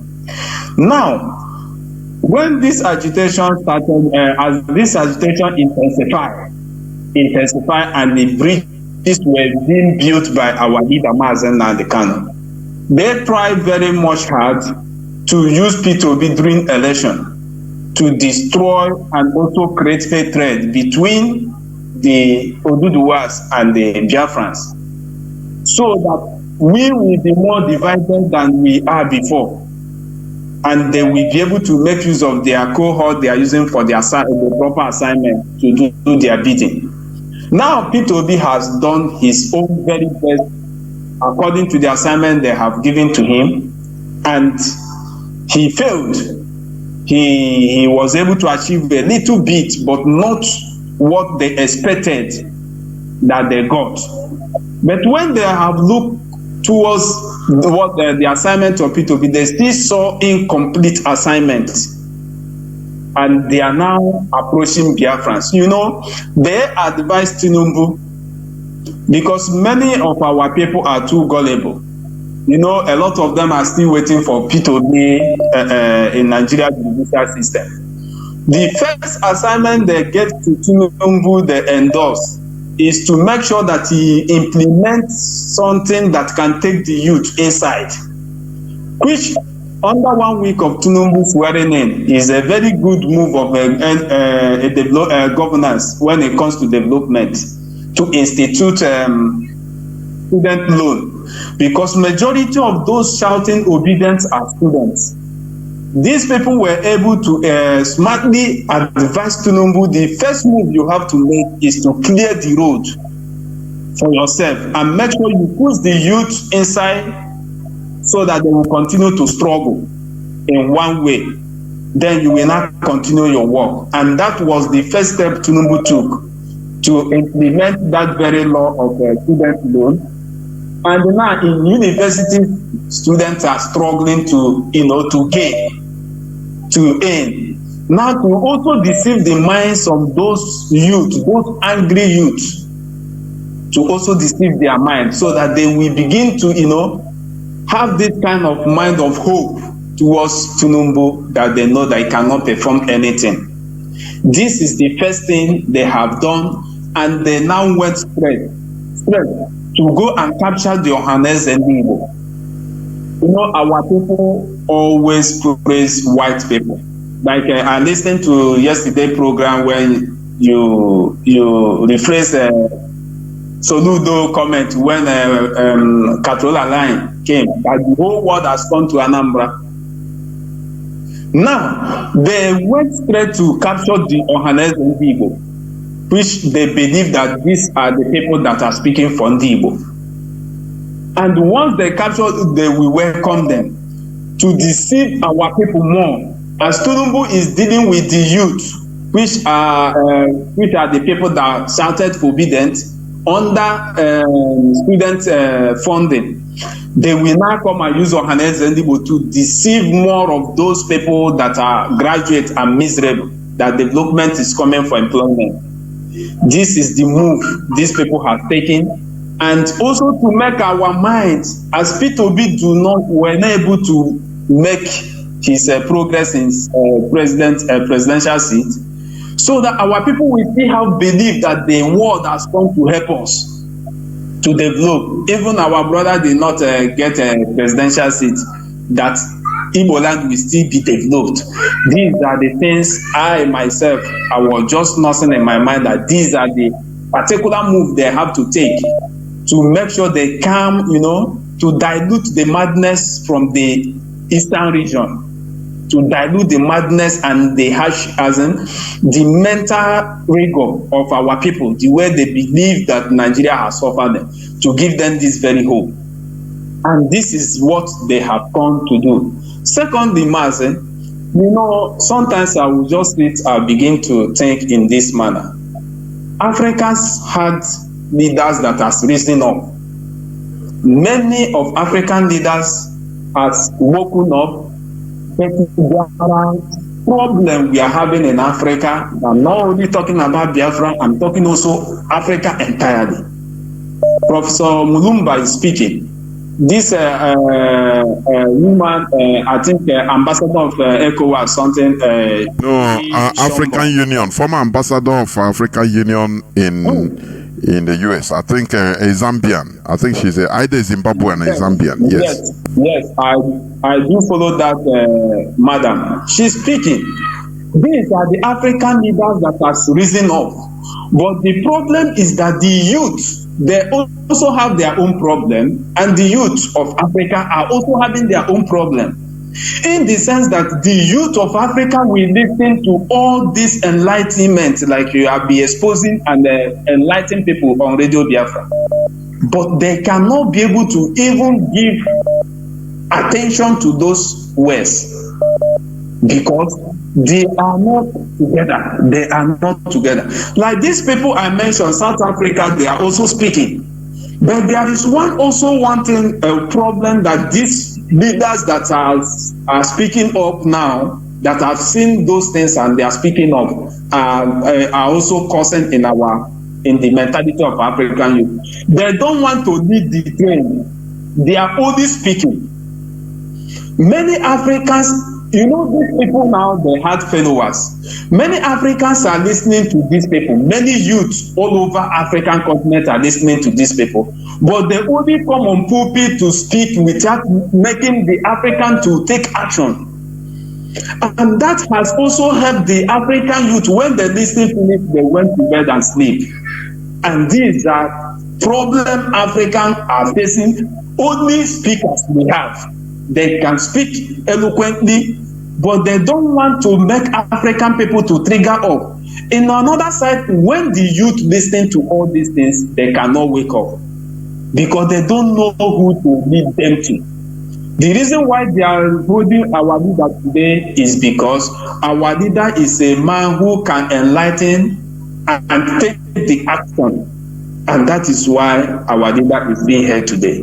Mazi, Africa, the revolution is seriously looming here in Africa, all over Africa, not only Biafra, but the youth give little attention to their future. Let me just use that word, to their future. The youth give little attention rather than on social media making prank and disturbing people.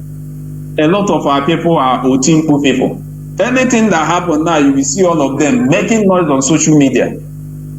But none of them can get themselves together for us to move forward. And it's a very big problem in Africa. And I don't know where this is going to be. But I believe Africa will rise up and Biafra will be restored. Thank you, Mazi, for giving me this benefit. There were Mazi Jidofo, Udodrege, there were.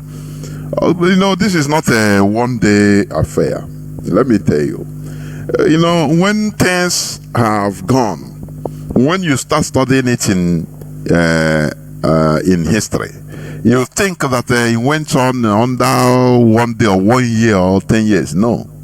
So, you know, sometimes it can take more than 50 years, 1 century, even more. That is the reality. Africa will rise up. You know, for this type of awakening wind to start blowing from every corner, you know, it is something huge. Let me tell you. And it's something that will never stop. It will never stop until when a child, when a baby reaches 9 months, it will start troubling. It will be done so because it need to come out. And that is what is happening in Africa. I don't know how long it will take, but the awakening have started. Therefore, we must continue. I am here joined by Mazi Joe Agafe. Welcome to the program. Can you hear me, Mazi Joe? Mazi Joe, are you there? What is that, Mazi? Can you hear me? The whole world is hearing you, not only me. There, well, go on, please. Mazi, exactly. Hello, Mazi. Yes, go on. You go on. Yes. Okay. Go on. Yeah. Yes. Good evening, all dear friends. This is Mazi Joe from Germany.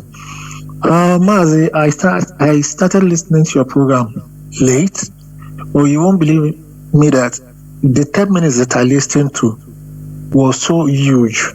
It's like an encyclopedia of a book. So, everything that you have said is plain truth. You know, you said somebody sent you a message that you should stop, abusing or whatever. Using insultive words on Nigerians. Mazi, you see, I don't know. I just don't know how to say it. Is it that they are using something to tie the mouth of Nigerian youth? There's this guy, he's from Benin. He does all these skits. I watched the guy's video and I was like amazed. Yes, Mazi, I saw, a youth talking. He's a comedian, but everything he said was the truth. He was even asking, what has Ndibo done to deserve this hatred? And when he said such a thing that the army, they invited him over. Mazi, you see, the problem with Africa, or let me say Nigeria, are just the youths that have refused to sight an island of hope. They are done. If the Fulanis are using poverty to fight them, they are now using skits or whatever to make money at all costs. They will leave, yes, we understand, but most of them are not sighting that island. An island that is full of treasures. They are not seeing it. You know, they are so comfortable where they are. And these so-called religious pastors are using it to, you know, milk them off. To milk them off, to live a better life. A pastor knows what he's doing. The pastors, they know what they are doing. They know. You know, and another problem that Nigeria has, you know, the Fulanis especially, I pity them. Do you know why, Mazi? Do you know that in this world there is no permanent friend and there is no permanent enemy? Only permanent interest. Do you know that after Biafra, you know, starts existing as a country, I am saying this categorically this night, the Fulanis in their own country are going to have big problem with British, and British will attack them. The British people are just using it to opportunity to milk away our crude oil. Time will come, the Fulanis will come begging us. They will kneel down and they will start begging us. And they think everything is going to be as it is. No. A time will come, they are going to dance. They will dance to that. The killings that they are doing on our people, they will dance to it. All sorts of crocodiles, pythons will go and dance on their head. Because I don't know if they are seeing what happened to Saddam Hussein. What's this man? The one that they said organized the downing of those buildings in America. After making use of them, they killed them. Osama bin Laden. Yes, Osama bin Laden. These people don't read. Their problem is that the present, they want to thief as much money as possible, you know, so that they can use it. They can be using it to control their own people. They are not looking at the fact in the future what's going to happen to their generation with our own generation of Biafrans. They are not. And the Southern youths, you see them, they are dancing on internet, they are doing all sorts of things. Sometimes I'll be looking at them like, Brondre, are these people really in Nigeria? Or are they Nigerians? Or they are not thinking of the future? Look at what is happening. I read that from tomorrow or thereabout that a liter of oil is going to hit 700 naira. 700 for a liter. That is pure debt. This is the height of poverty. The height of poverty. They are using this poverty to rule the people. They've weaponized it, and the young youths are there looking. Mazi, it is so sad. Very, very sad. Very, very sad. That person that sent you that message, sorry to say, Mazi, that person is a zombie. Is he not suffering in Nigeria if he's there? Even if he's in abroad, are his people not suffering? Don't they call him to tell him how things are? Mazi, thank you very much. Thank you, sir. There were Mazi Joe. We must continue spreading the gospel. It is not something easy, but it is not something impossible also. Caller on signal, welcome to the program. Can you hear me? Yes, Mazi. There were. Yes, Mazi Jonathan. Dodrege, always vibrant. There were. Go on, please. Dodrege Mazi. I thank our leader and I thank our HODs. I thank all IPOB members all over the world. Once again, my name is Mazi Fanyi. I'm calling from my location. Mazi, your topic this evening is very, very sad to pretend. Mazi, after the civil war, after Nigeria genocide, I will not call it civil war, it's Nigeria genocide against Biafrans. Now pretend, wake up, and they think of developing Igbo land. Shame on them. We don't need any development. After they give our fathers, our forefathers, 20 pounds after the genocide. Then thought that our fathers will die. Then thought that we can never make something out of nothing. Now just now Britain wake up to come to Biafran land talking about development. Why should they not talk about development after the genocide which then committed against Biafrans? Let me tell them, we don't need any development. We don't need them.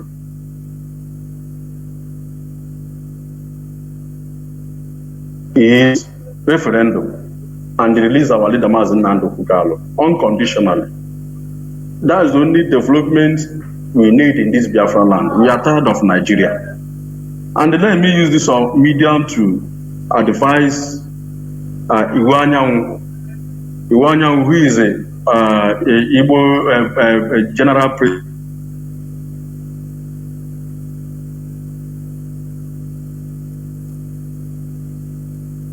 Mazi, your connection is cutting, reconnecting. We can never towards us. If you like, collect bribe. If you like, tell the Britain what they need to know, that your people are fed up in this contraction called Nigeria. We don't need development. Only what we need is referendum and release our leader. If you like, talk, say tell them. If you don't like, collect bribe as others.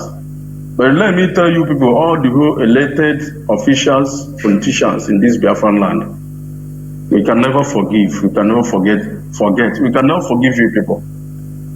And also, let me use this media also, tell the short man calling Gige. You see, we have had your plan, we have had all your plan with a brigade to start taking our kidneys. You see, let your family and let it be in record that we can never forgive you, you the short devil, we can never forgive you. We can never forgive your family. We can never forgive any one of you that stand against our people and they kill our people because of contraction called Nigeria. We cannot forgive you people. Time is coming when all of you and your family must reap the seed of the evil which you people sow. In this time, we cannot forgive people. Every time of their country,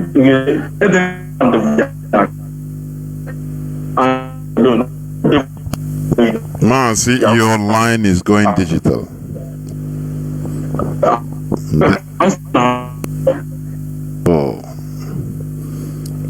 I think we have gotten the gist of what you are saying. Thank you very much, Mazi. Your line is no more straightforward. It's a zoo. Caller on WhatsApp, welcome to the program. Can you hear me? I think it's Mazi Obilo. Can you hear me? Yeah, Mazi, good evening from here, Mozambique. Bonita K. Fumaka, Masakodro, who does Namanda Nabambo, IPOB, Nabasham, 100% IP, doesn't Chineke, Gozu, Nahachko Kabiam. When you say Masan, which are born the Rogon, the Hambasi, and Nahachko Kabiamise, still members and hope left from here, the block office. Mazi, do you know that we are talking today? That is happening here about 3 years ago, 4 years ago, when I was talking about here, what's going on in our Biafra land.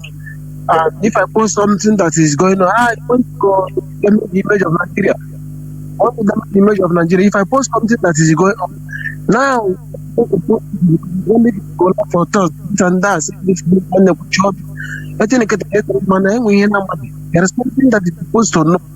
As all label, I go, but he has to put them in a outside country, or carry out of another country. This is one alliance. Us or number one evil country. Nigeria is number one evil country. If you post this in here, it's not something that you better feel what is going on in our country. And we are here covering it. When are we going to end? And then by God who is here, let us everybody be started up and fight battle. All of one on one. One. Injury of one is for everybody. But if Hello? Go on, Mazi, go on. If you want Mazi, go on, everybody is supposed to understand that now we are the Nigeria and living here in Mozambique. Mozambique know our problem. Yes, good and fine, they know our problem. If you speak out, that's number four called that's not taken to that Nigeria. Nigeria don't have, I've really said that time ago. Because everybody now open plans to say everybody from Nigeria to go out. They'll go out. Everybody will go out from Nigeria. If it is a good country that is supposed to be proud that you are a country Nigeria, you are a country Nigeria. There's nothing image of Nigeria. There's nothing like good coming from Nigeria. Everybody know it. But when we are now, Biafra land. Only how to let you have a camera like a chief behind. Monday when our Lord Monday came Biafra. Anyone want to hurry to one very these governments are ocean the British. That's why you under everyone want to go on because all the how you can come again. Yet, because you this radio. If you listen to this radio 1 week, Nigeria.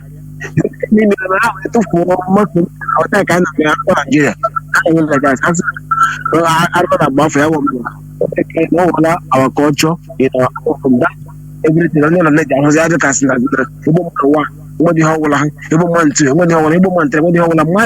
Here in Mozambique, you cannot kill somebody in the house. Police kill somebody here one day. That police has to report in fact 7 years imprisonment here in Mozambique. Well, I remember I said, 27 years imprisonment here. Some president some day to now. Hanchan Chanime come but 5 years now. Hanchanime here. A lot of people now. Open court. Everybody now. He had a 5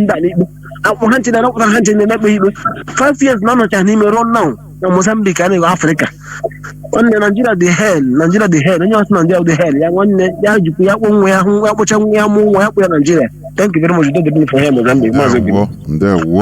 There were. People don't understand when we talk about that Nigeria is a hell. People don't understand. Nothing works there. Nothing. Everything is, everything jaga there. As is it Abdul the singer Abdul Rahman or Abdul Rashid sang it. It's more than that. You want to defend that Nigeria is a bread and butter. Caller on signal. Welcome to the program, Mazi. Can you hear me? I can hear you, Mazi. Good evening. There, Mazi. Mazi, nke olugi na adekwana ka onye no iji earphone biko ewepụ ya olugi nwere ka ọ dị. Maybe I do a mal, but just to breathe. Okay.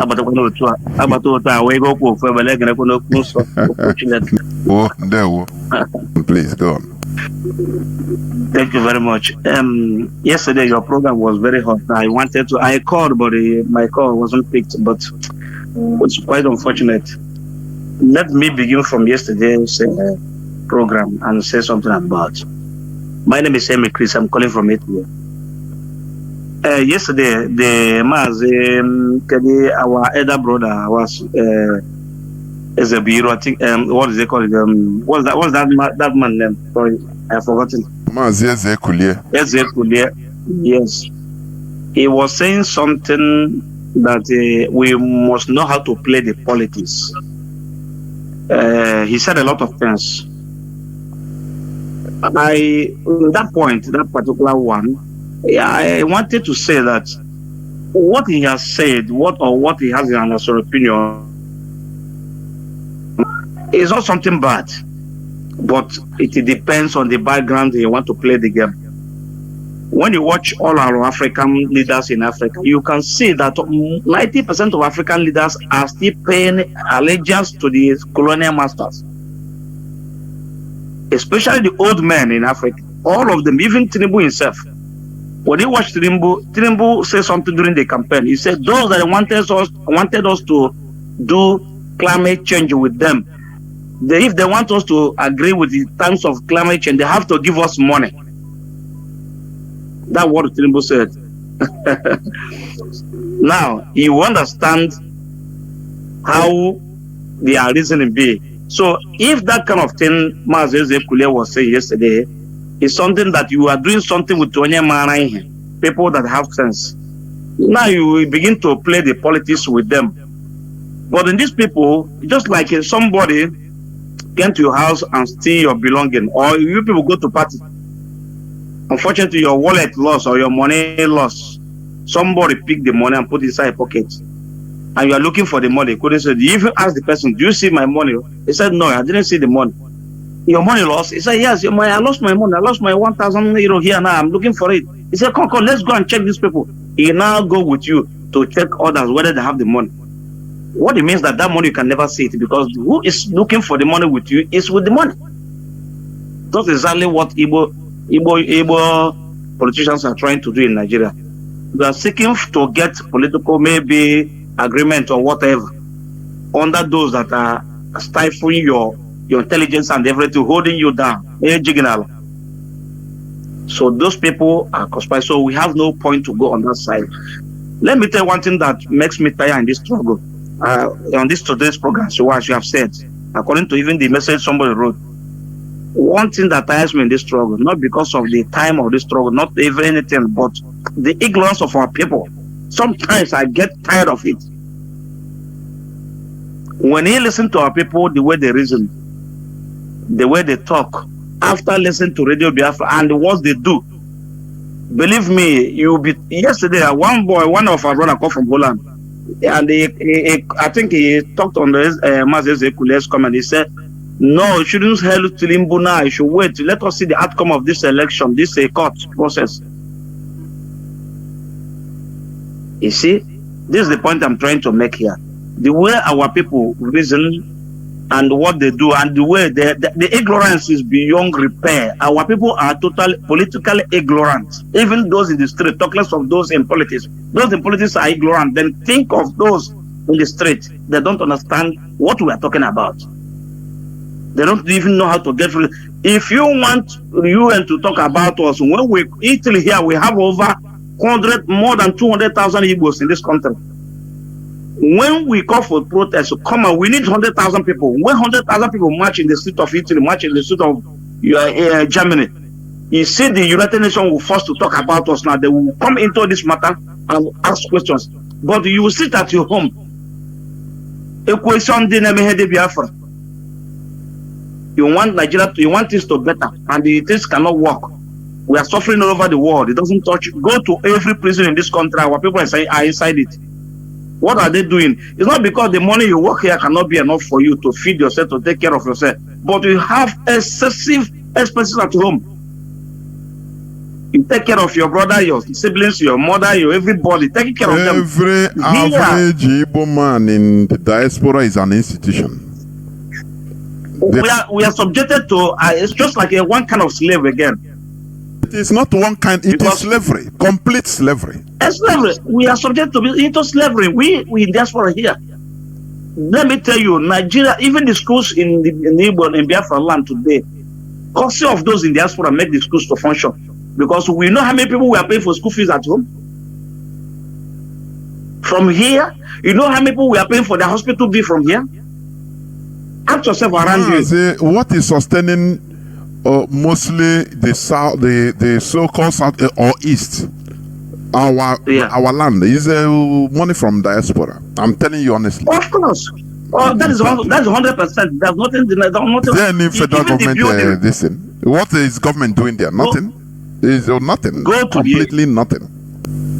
Nothing. Go to the building now. Those building houses are those in the diaspora, and they are patronizing by sending money to buy cement. You patronize the cement seller, the block mullah, whatever the workmanship, everything. You patronize them because the money you send from abroad. And we are talking to our people. When you move around our people, see people that those at home that build house, they're not up to 10%, 5% even they're not up. But you see the house they're building, it does in diaspora. So the money that sustained in Igbo land, because the federal government of the zone block every avenue that we have to do in a business from other countries. They block it. They open the border from the west and the north and block the one in the southeast. And we cannot do any business. People, when I was small, people came from Central Africa, come from Cameroon to buy things in Gabon. They came there to buy things in Onitsha. But today, all this avenue has been shut down because of Nigerian government, what they're doing. And we're telling our people there's no road into Nigeria. They're still talking nonsense. Somebody is still believing, say, don't insult. If I see, I insult them. When I see this, I know what I tell them. Igbo people are foolish and useless. I tell them where you hurt them in the mind. Instead of us, I say black people are monkeys and baboons. That's what we are. I tell them where you hurt them and they hurt me, so that we tell ourselves the truth and we liberate ourselves. That's how we are misbehaving, begging money all over the world, everywhere Africa, begging for job, crossing Mediterranean in the country. Look at what they are doing now. Britain want to send some immigrants from London to one Africa, I think in Uganda, or they want to send those immigrants. Now, it's just like what happened in Liberia. When they pack all returning slaves, they pack them to Liberia. And now they constituted a Liberian state today. When you go to Liberia, you can see some Igbo name, some Yoruba name, some... These are the people they brought from slave and they packed them in Liberia, kept town, free town. And that's why they give it free town. They dump them there. And they become part of Liberia today. And the same thing want to play under our eye now. A government in Africa want to receive a difference of immigrants from all Africa to its country.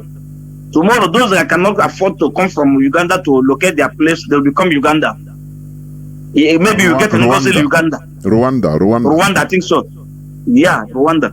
Then you get somebody bearing Ngozi in Rwanda, Uzoma in Rwanda, Chukwemeka in Rwanda. You see what we are seeing in this modern days now. This is the mentality of those that are ruling us. My brother, let me tell everybody, we must be ready. I have seen that the road is too far. But what I want to do is that we must be ready for everything.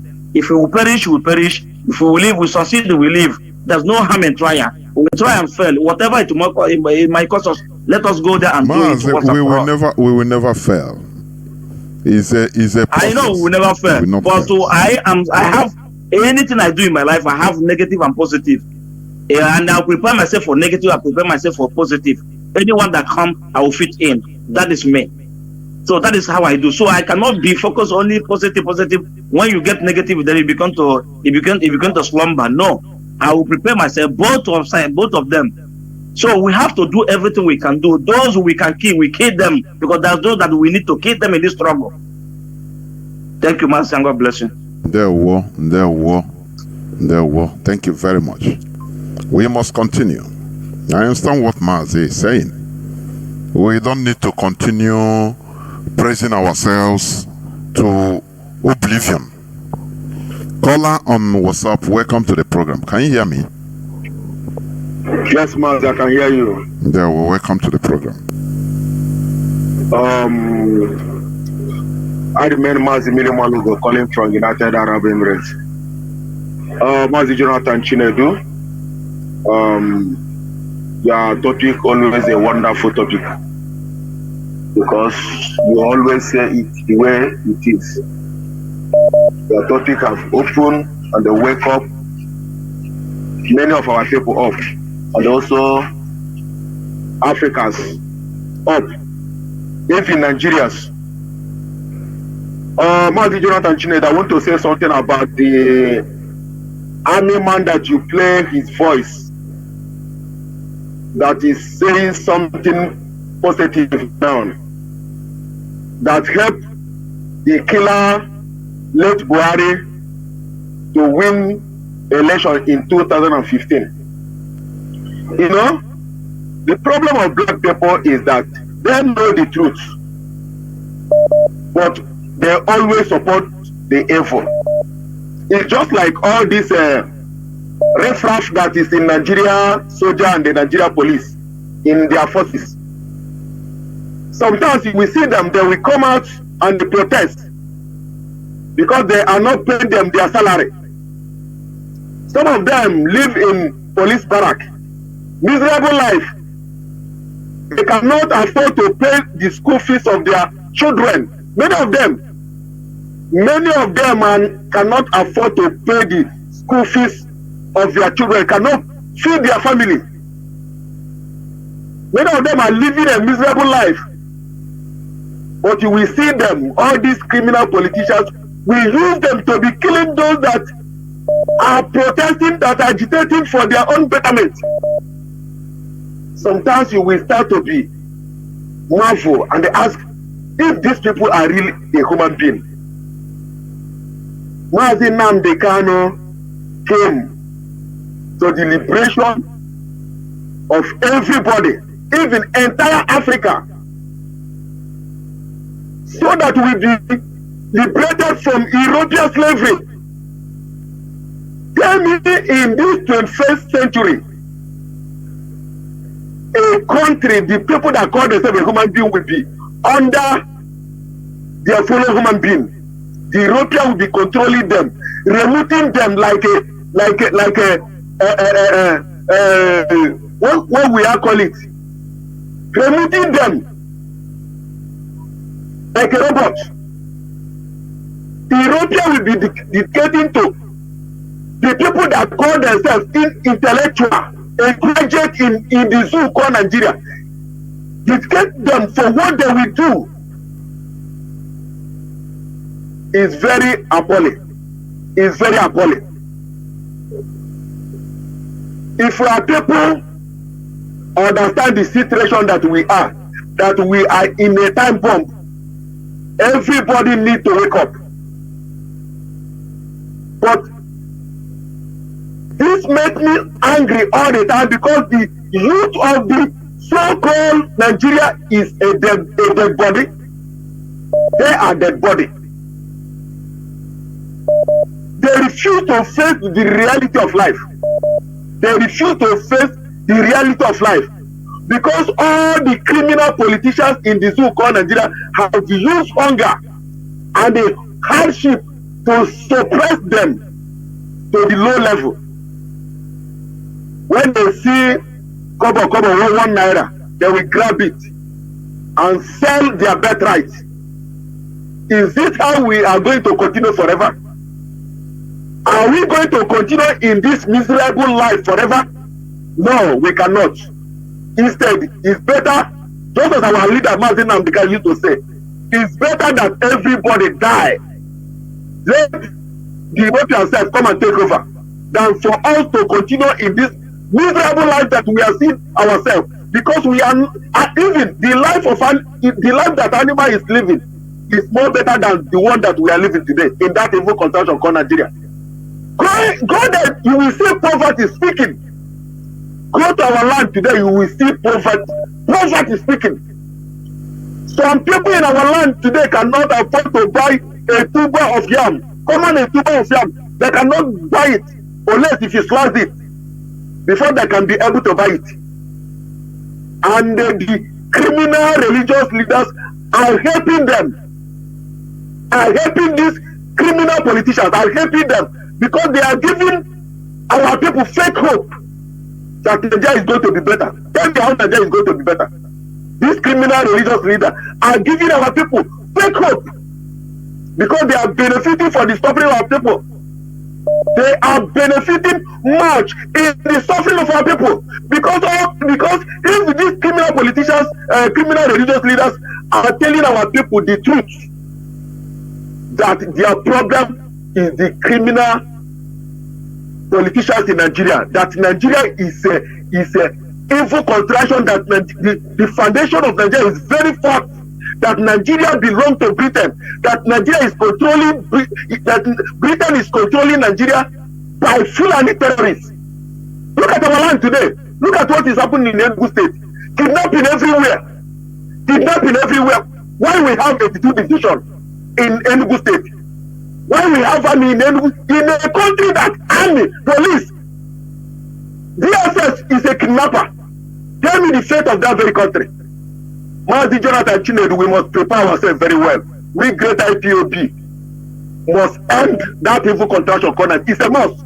I have the proud mind that we IPOB is going to end that evil contraction corner Nigeria. Thank you, Mazi Jonathan Chinedu. There we go. Bless you. And you too. There we go. You see, we must continue. We are winding down towards the end of the program. Caller on signal, you'll be the last caller. Welcome to the program. Can you hear me? I can hear you watching Mazi Jonathan. Good evening from there. There, Mazi. Wolite n'olu. Kishino na bata. No. I got ball. Okay. I got ball. That was it, but we know the watching Biafrans and lovers of freedom. I remember your boy Mazi Bona. Mazi Bona is speaking to you from the holy land of Biafra, and our leader remembers Nnamdi Kanu, the leader of indigenous people of Biafra, the only prisoner of conscience that has stood in the gap for Nigeria and Britain to conquer Biafra land. And he will remain to do so until Biafra is restored, no going back. Mazi, I will comment on the press release, IPOB press release, as regards to the British High Commissioner. His evil agenda again, because one thing about Britain, they have sworn that they will never let Biafra to be free, but we are telling them that whether they like it or not, Biafra must be free. Let British High Commissioner not forget that we are Biafrans.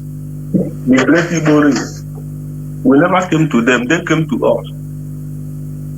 We are not unaware of the fact that they have done everything from killing our ancestors, changing our way of life, collecting our mineral resources and handing it over to strangers to use it to subjugate us for centuries. They said that Nigeria should last 100 years. That was what their amalgamation said. 100 years has come and gone.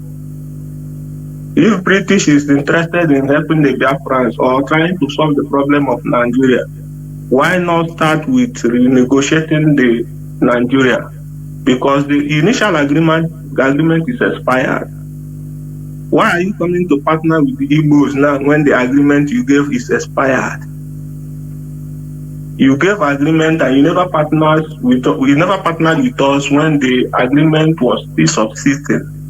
But today it has expired. You want to come and partner with us through the back door. But your British citizen, Mazi Kanu, who has been paying tax to your government, his radio station is registered and you're collecting tax. But he has failed. He's been kidnapped. This is 2 years and few days that he's being kidnapped from Kenya and rendition to Nigeria. Illegally and unconstitutionally, against all international protocol, but you kept mute. Rather, when his family came to file a case in the court, in your own court, reminding you that this is a great injustice that is being done to your citizen. What did you do? You went and hired Anthony to come and defend yourself for the injustice you commit to your citizen. The press release said it all. We are telling you, we are joining our voice as Biafrans, as IPOB members to tell you that we don't need your partnership. If you want to partner with us, go and release our leader, Mazi Kanu. He has committed no sin. United Nations Working Group on Arbitrary Detention have given their opinion, instructing Nigeria to release him. Appeal Court has granted him unconditional release. Federal High Court has done the same. What more victory do you want him to achieve before you can come in and do your work and respect your sovereignty? Look at the way you are invading another. You say Nigeria is a sovereign nation. Why are you invading into a sovereign nation issue? If you want to come for us, I know all over the world, and what is legal in the world, if you want to come for diplomatic issue, you go to the government direct, the nation government. You don't go to individual. Unless Igbo are individual under Nigeria. Why are you going with them? Are you now the owner of Nigeria? We know you are the owner of Nigeria. Why are you now overruling the protocol? But you say you are the champion of human rights. Why are you violating the human rights of Nigeria? Why are you violating the sovereignty of Nigeria by going to individual Go to the government because you have been working with them. We don't need you in our land. And we've never wanted you. But you came with your kind attitude to come and destroy the children of Chukwuokike. But we tell you that the blood of those you killed in 1967, beginning from 1929, 1945, 1967 to 1970, until today you've been killing, have risen again to say no, enough of your killing and destruction of Biafra land. We must reclaim our mandate, and you and your partnership can never stop us. Katrina Land has come and done his own part. You are now coming to do damage control. Damage control on which people? People you have been destroying for centuries. Why did you ask Gowon not to obey the Aburi Accord? These are the injustices you have done. So I saw President of France, Emmanuel Macron, was bold enough to come and apologize publicly for the injustice they've done to the countries they colonized.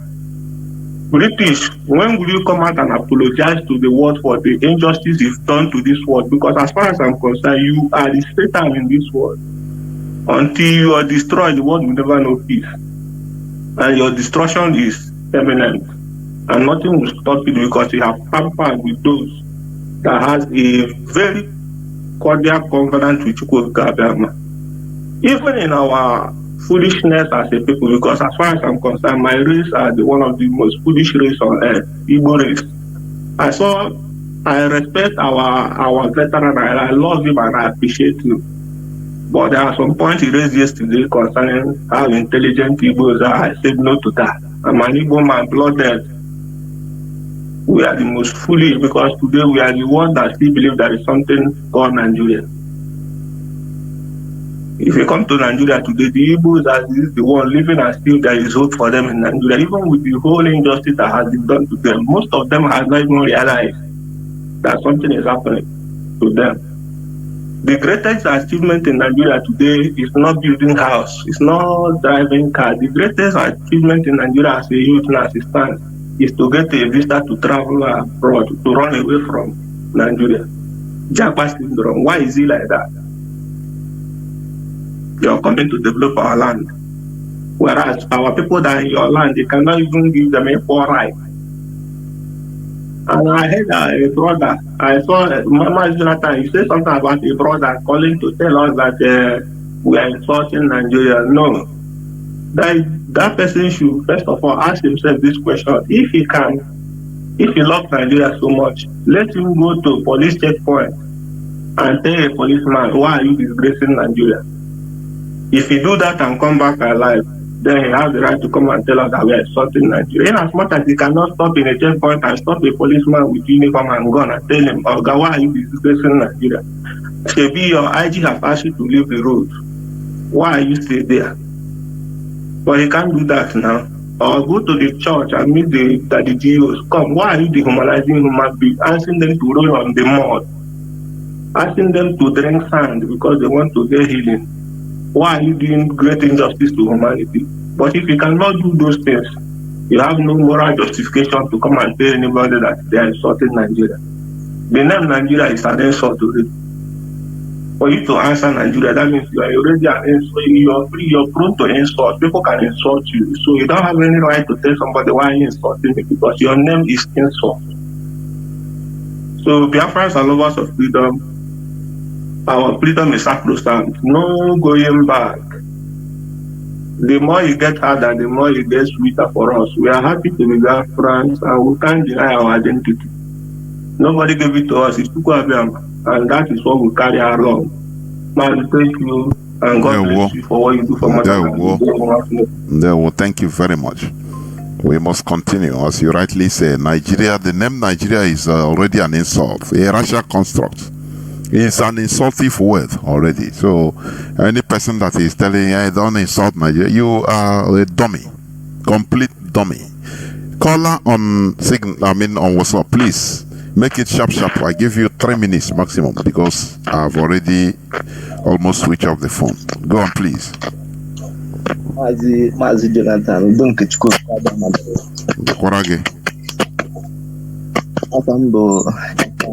this man around there. Mazi, in the use of earphone, there is some static noise. I don't know. I hope you can the phone again.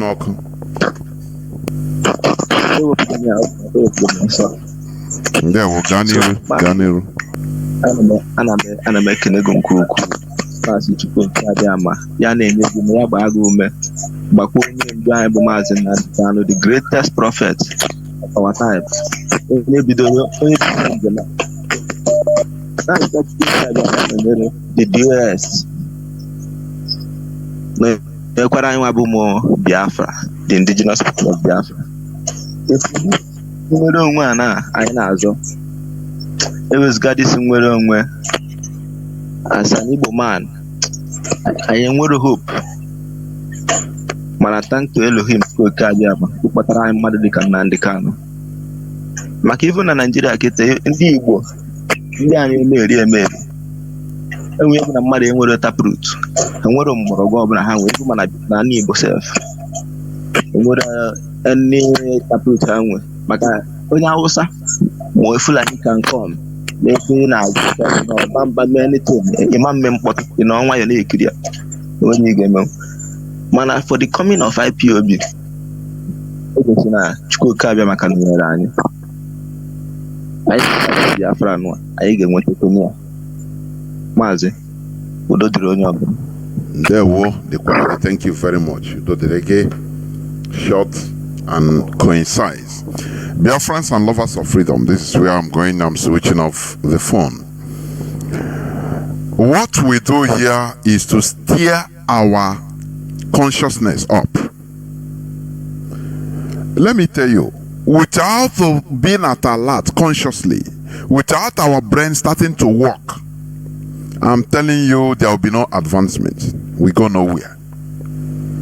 Let us stop being where they push us into. You know, the situations we are in Nigeria, let me say, as Nigerians, it doesn't benefit us. Only very few, very 0.00001%. Look at as they are building, they said they are building a Dangote refinery. They opened it, but they are importing fuel to the refinery. And they are importing petrol, finished product, to the refinery. And you start asking yourself, what is all these things happening? How can a country be deceiving citizens? And the citizens are as gullible, quiet as ever, as if nothing is happening. Everybody is sentenced into hustling on his own. Don't care for anybody. Few politicians are on top of everybody. Now, if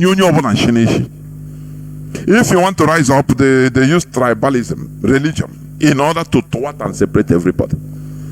You don't know that it is something that Britain has created. Something that they have created. You know, in order to thwart you, so that they will be getting, they will be stealing fuel.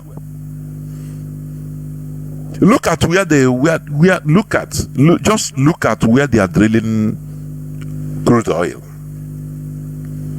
and they play politics with it. And we go here, carry it to go outside, do this, do that. All this is flowing is money. Instead of drilling fuel and making sure that it is refined there, even if contracting locals to refine it, macro refining or modular refining. If you have in a community, every community at least 1 or 2 modular refinery, bringing out even if it is 1,000 barrels or finished products, or 1,000, how do you call it, every blessed day, or 500, one in every community, or 2, 3, 4 different communities. Before you know, it continues improving. There will be no intermediaries in order to take money, in order to heighten the price. But here they playing politics.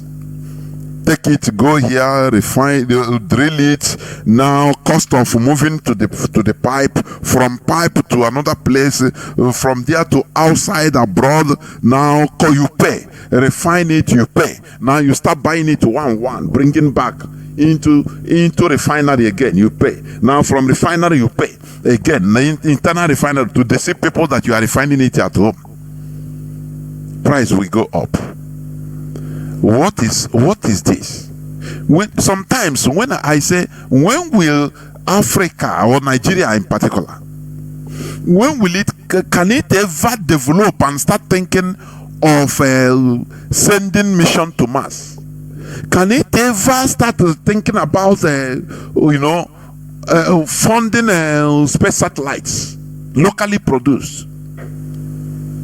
Whereas robotics are now doing everything. People are advanced in technology.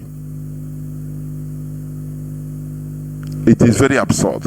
Ordinary electricity, the type of wickedness in Nigeria, it is out of this world. The type of wickedness in Nigeria, you can never see it in any place in this world.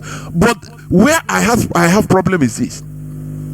Almost every Nigerian is religious, religious bigot and fanatic, whether Islam, whether any other type, Christian. All of them, they are serious. But you see, their wickedness is alive, working. Now, wickedness. Then now, just see, what is the essence of this religion?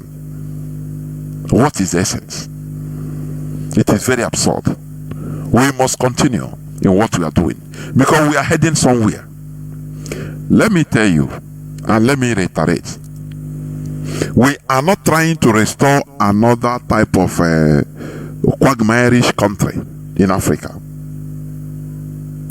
That is why Mazi Nnamdi Kanu established this radio. The essence of the establishment of this radio is for us to discuss all those things you think it is undiscussable or indiscussable.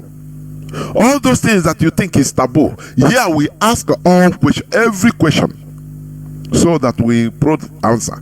We want to turn our heads to start thinking in another way, not in the normal traditional way, the normal status quo-ish way. The same thing, no. Because we need to revolutionize our brains before we can, bring revolutions to our environment, to the country we are trying to bring. We have to start thinking in another way, so that we give credence, priorities to superior arguments. We should cherish meritocracy. You understand? Superior argument. So, once your argument is superior, I don't care how you dress, I don't care your looks, I don't care your height, I don't care your color, I take it. Because that is the only thing that can help. Instead of this Nigerian thing of trying to first of all look the person. No, you go first. Only get this type of thing. A believe for ya. Does he has money? You see an imbecile, but because he has more money, come and know here.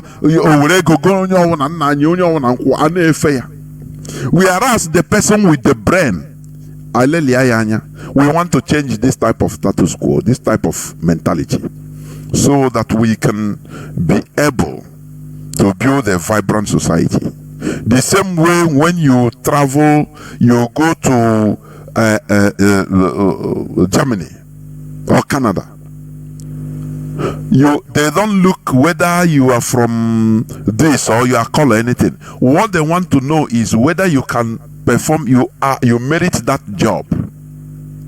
That job they want to give you, you are looking whether you merit it. If you know it, you merit it, they give it to you. They don't care where you come from. They don't care your height. That is a country we want to build. You don't need to know maybe the prime minister or the prime minister's son or his brother or the governor's or mayor's sister or sister brother in order for you to get that job. No. Because you merit it. Because they test you and you sound good, excellent, you merit it. They give it to you for you to be productive, to help in building the country. That is why people run and travel abroad. But in Nigeria, you cannot get it. Because they will ask, who are you first? Oh, are you the senator's sister's brother? Are you the son of the cousin of the military officer? They look at your background. Can you be able to bring so amount of money before they can give you credence or give you that job? That is why Nigeria is a mess. It is a complete mess. It is high time we start changing our mentality so that we can build or be able to build a vibrant society. Thank you for listening. Biafra is our religion. Biafra is who we are. Biafra is our ideology, is everything. Without Biafra, we are nothing. From me, Mazi Jonathan Chinedu,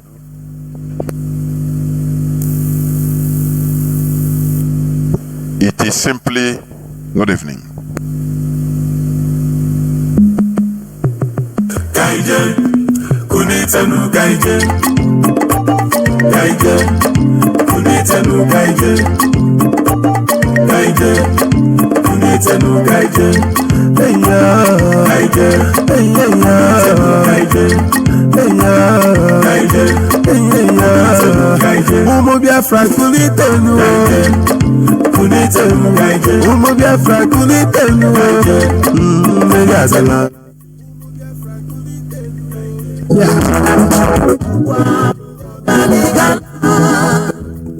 Gala na lewere na mbamo Biafra, Biafra ndị ngozi obodo bụ sọma obodo dọrọ nsọ.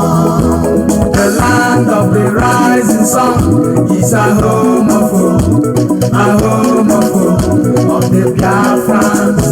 The fire of the eastern land is a promised land, a blessed land of the Chukwa Biafra. Ebe ka unu si Biafra, ebe ka unu si Biafra, ka ịmara bụ Biafra ka n'ebe ọzọ gamiri, ka ịmara bụ Biafra ka n'ebe ọzọ gamiri, Biafra ka dị n'ọmbe, ugbu a bụ oge anyị jala na ọma. Ọ na-adị m ụka nọ na nlọ mbụ ụwa na-ajụ m ọsị na Biafra na-atago.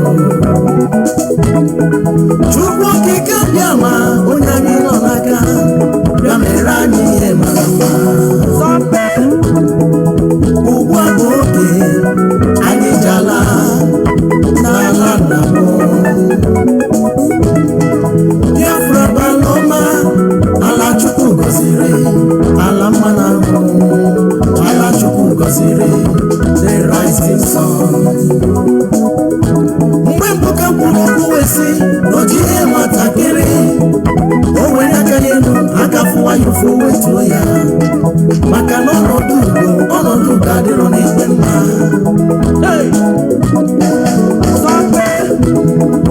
Lee ndị ala adịghị mma, ndị zuru, ndị na-aṅụ ọbara mmadụ, ndị ọkụ ha abịakwala n'ọzọ ka ha kwatusu Biafra. Mana Chukwu okike abịa ma gị ka ịnọ n'aka, mana Chukwu okike abịa ma gị ka ịnọ n'aka, na anyị ga-ala ụgbọ bụ ka anyị je nwere onwe anyị, ụgbọ bụ ka anyị ji ala. Biafra na-atago. The land of the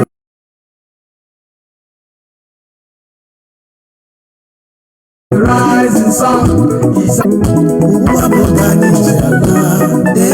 Biafra na-atago. The land of the rising sun